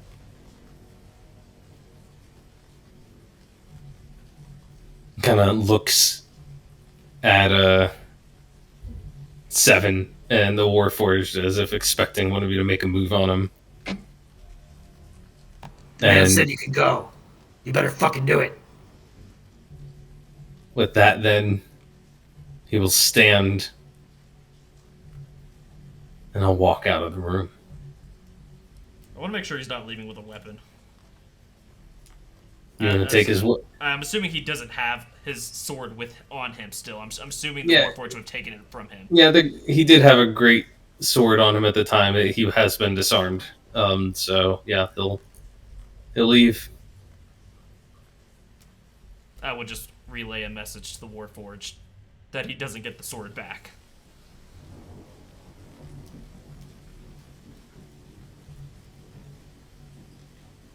And he'll- stares him down as he leaves.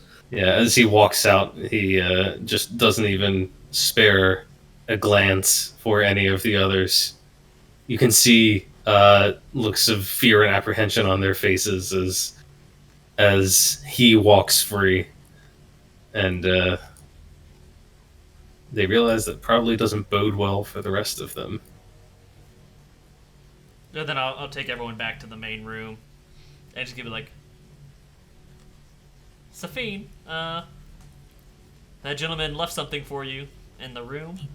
You may want to go collect it. It's a little outside of my purview. To everyone else, you just saw what happens when you talk and give pertinent information. Anyone else got anything important to say? Out of character, I think during the time that you were doing that, Safine was doing what they did. If any of you wanted to roll a perception check, Safine had one of the bodies, the dead body, brought into the other room where they are, and was going to do speak with dead. So if you saw that happen, you wanted to pop in and see what's happened, I can put the questions up that I asked. If not, whatever.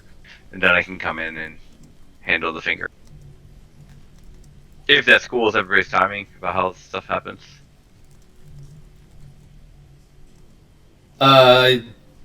I mean, I don't have any issue with that. I don't know if any of the other players have comment, but I do think we should probably save your questioning of the head for next session, as we are after 11 now. Well, like I whispered to you in the interest of time. I don't mind if I just message you them Sure. if nobody else is in the same room. Like, I mean, fiends. I will tell you this. You can ask whatever questions you want, and I don't know, maybe you'll come up with some very creative ones that I wasn't expecting. But odds are the head won't be able to tell you any more than what Luxor just did. He was definitely the most knowledgeable one of the remaining cult members. But I don't care about anything that Rylan just asked. Okay, if you've got other questions, then maybe this head will have something to say.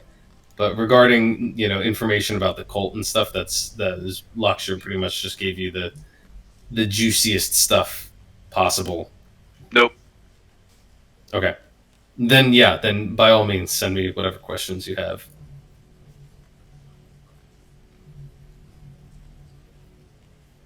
But we will wrap up the session now as you collect the finger from this person, this Luxor, who just casually yanked it off and then walked away. Released back out into the world. I'm locked in here.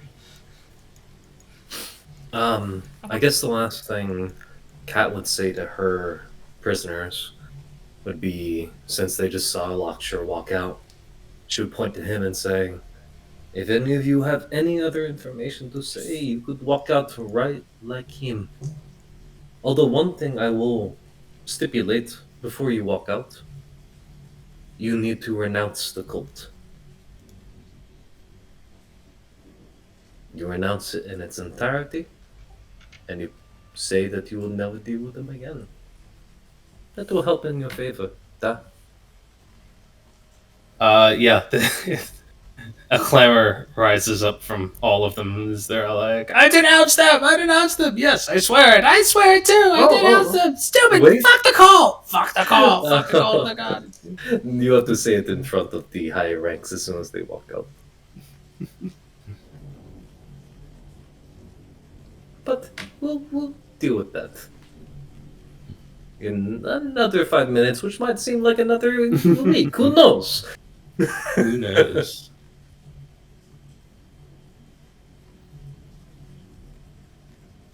That was a tense Alright. weekend session. Holy Well, shit. That You got was a better good- than I could have possibly imagined. Right. Honestly. Got a good info session in.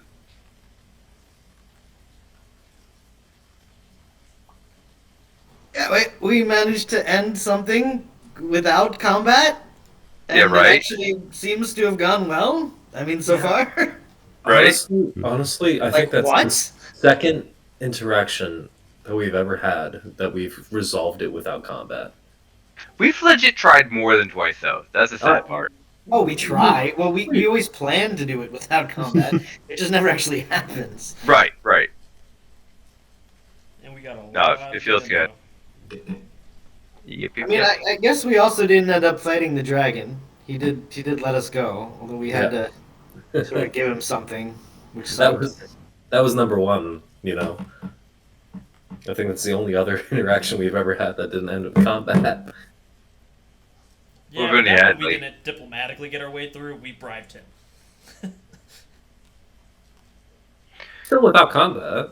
And we'll have to think what mattered most, that rapier or the combat. And the good thing is we're not on a time crunch anymore, as far as we know. Like, we still need to get the ghost light up and running as soon as possible. Well, yeah, but it's an indeterminate amount of time. Like, we're not going to spend a fucking week here. What, is it within hours, or is it within a day? Is it within 2 days? Who knows? 2 or 3 days, probably. I would say. Unless we get transported to Frogman, world and spend whatever amount of time there. Blue Frogman World. Not blue. Right. They're blue. Hey, Anthony is going to be able to get that Mordecai's monster manual with all the crazy fucking races and start making all sorts of crazy stuff pop through portals. Portals, baby. They're an excuse to bring any enemy in. Oh, that's great. It's going to bring in a bunch of Kender to really gum up the work somewhere. No. You're like, no, that's a bridge too far. That's not my creature of choice for creating shenanigans. Kender. It snowed like a good 4 inches since we've started this session. I am so jealous. That sounds awesome. That's good for you. I'm hoping that was the last bit of snow that I've ever shoveled in my life. During that interrogation, I looked down and like where the little weather bar is now, it said snowing now, and I was like, it's snowing? I was like, my blinds were turned just enough that I couldn't really see, but I was like, it looks white outside. I was like, how white? Because I was going to get Taco Bell after this. And there's a lot of snow.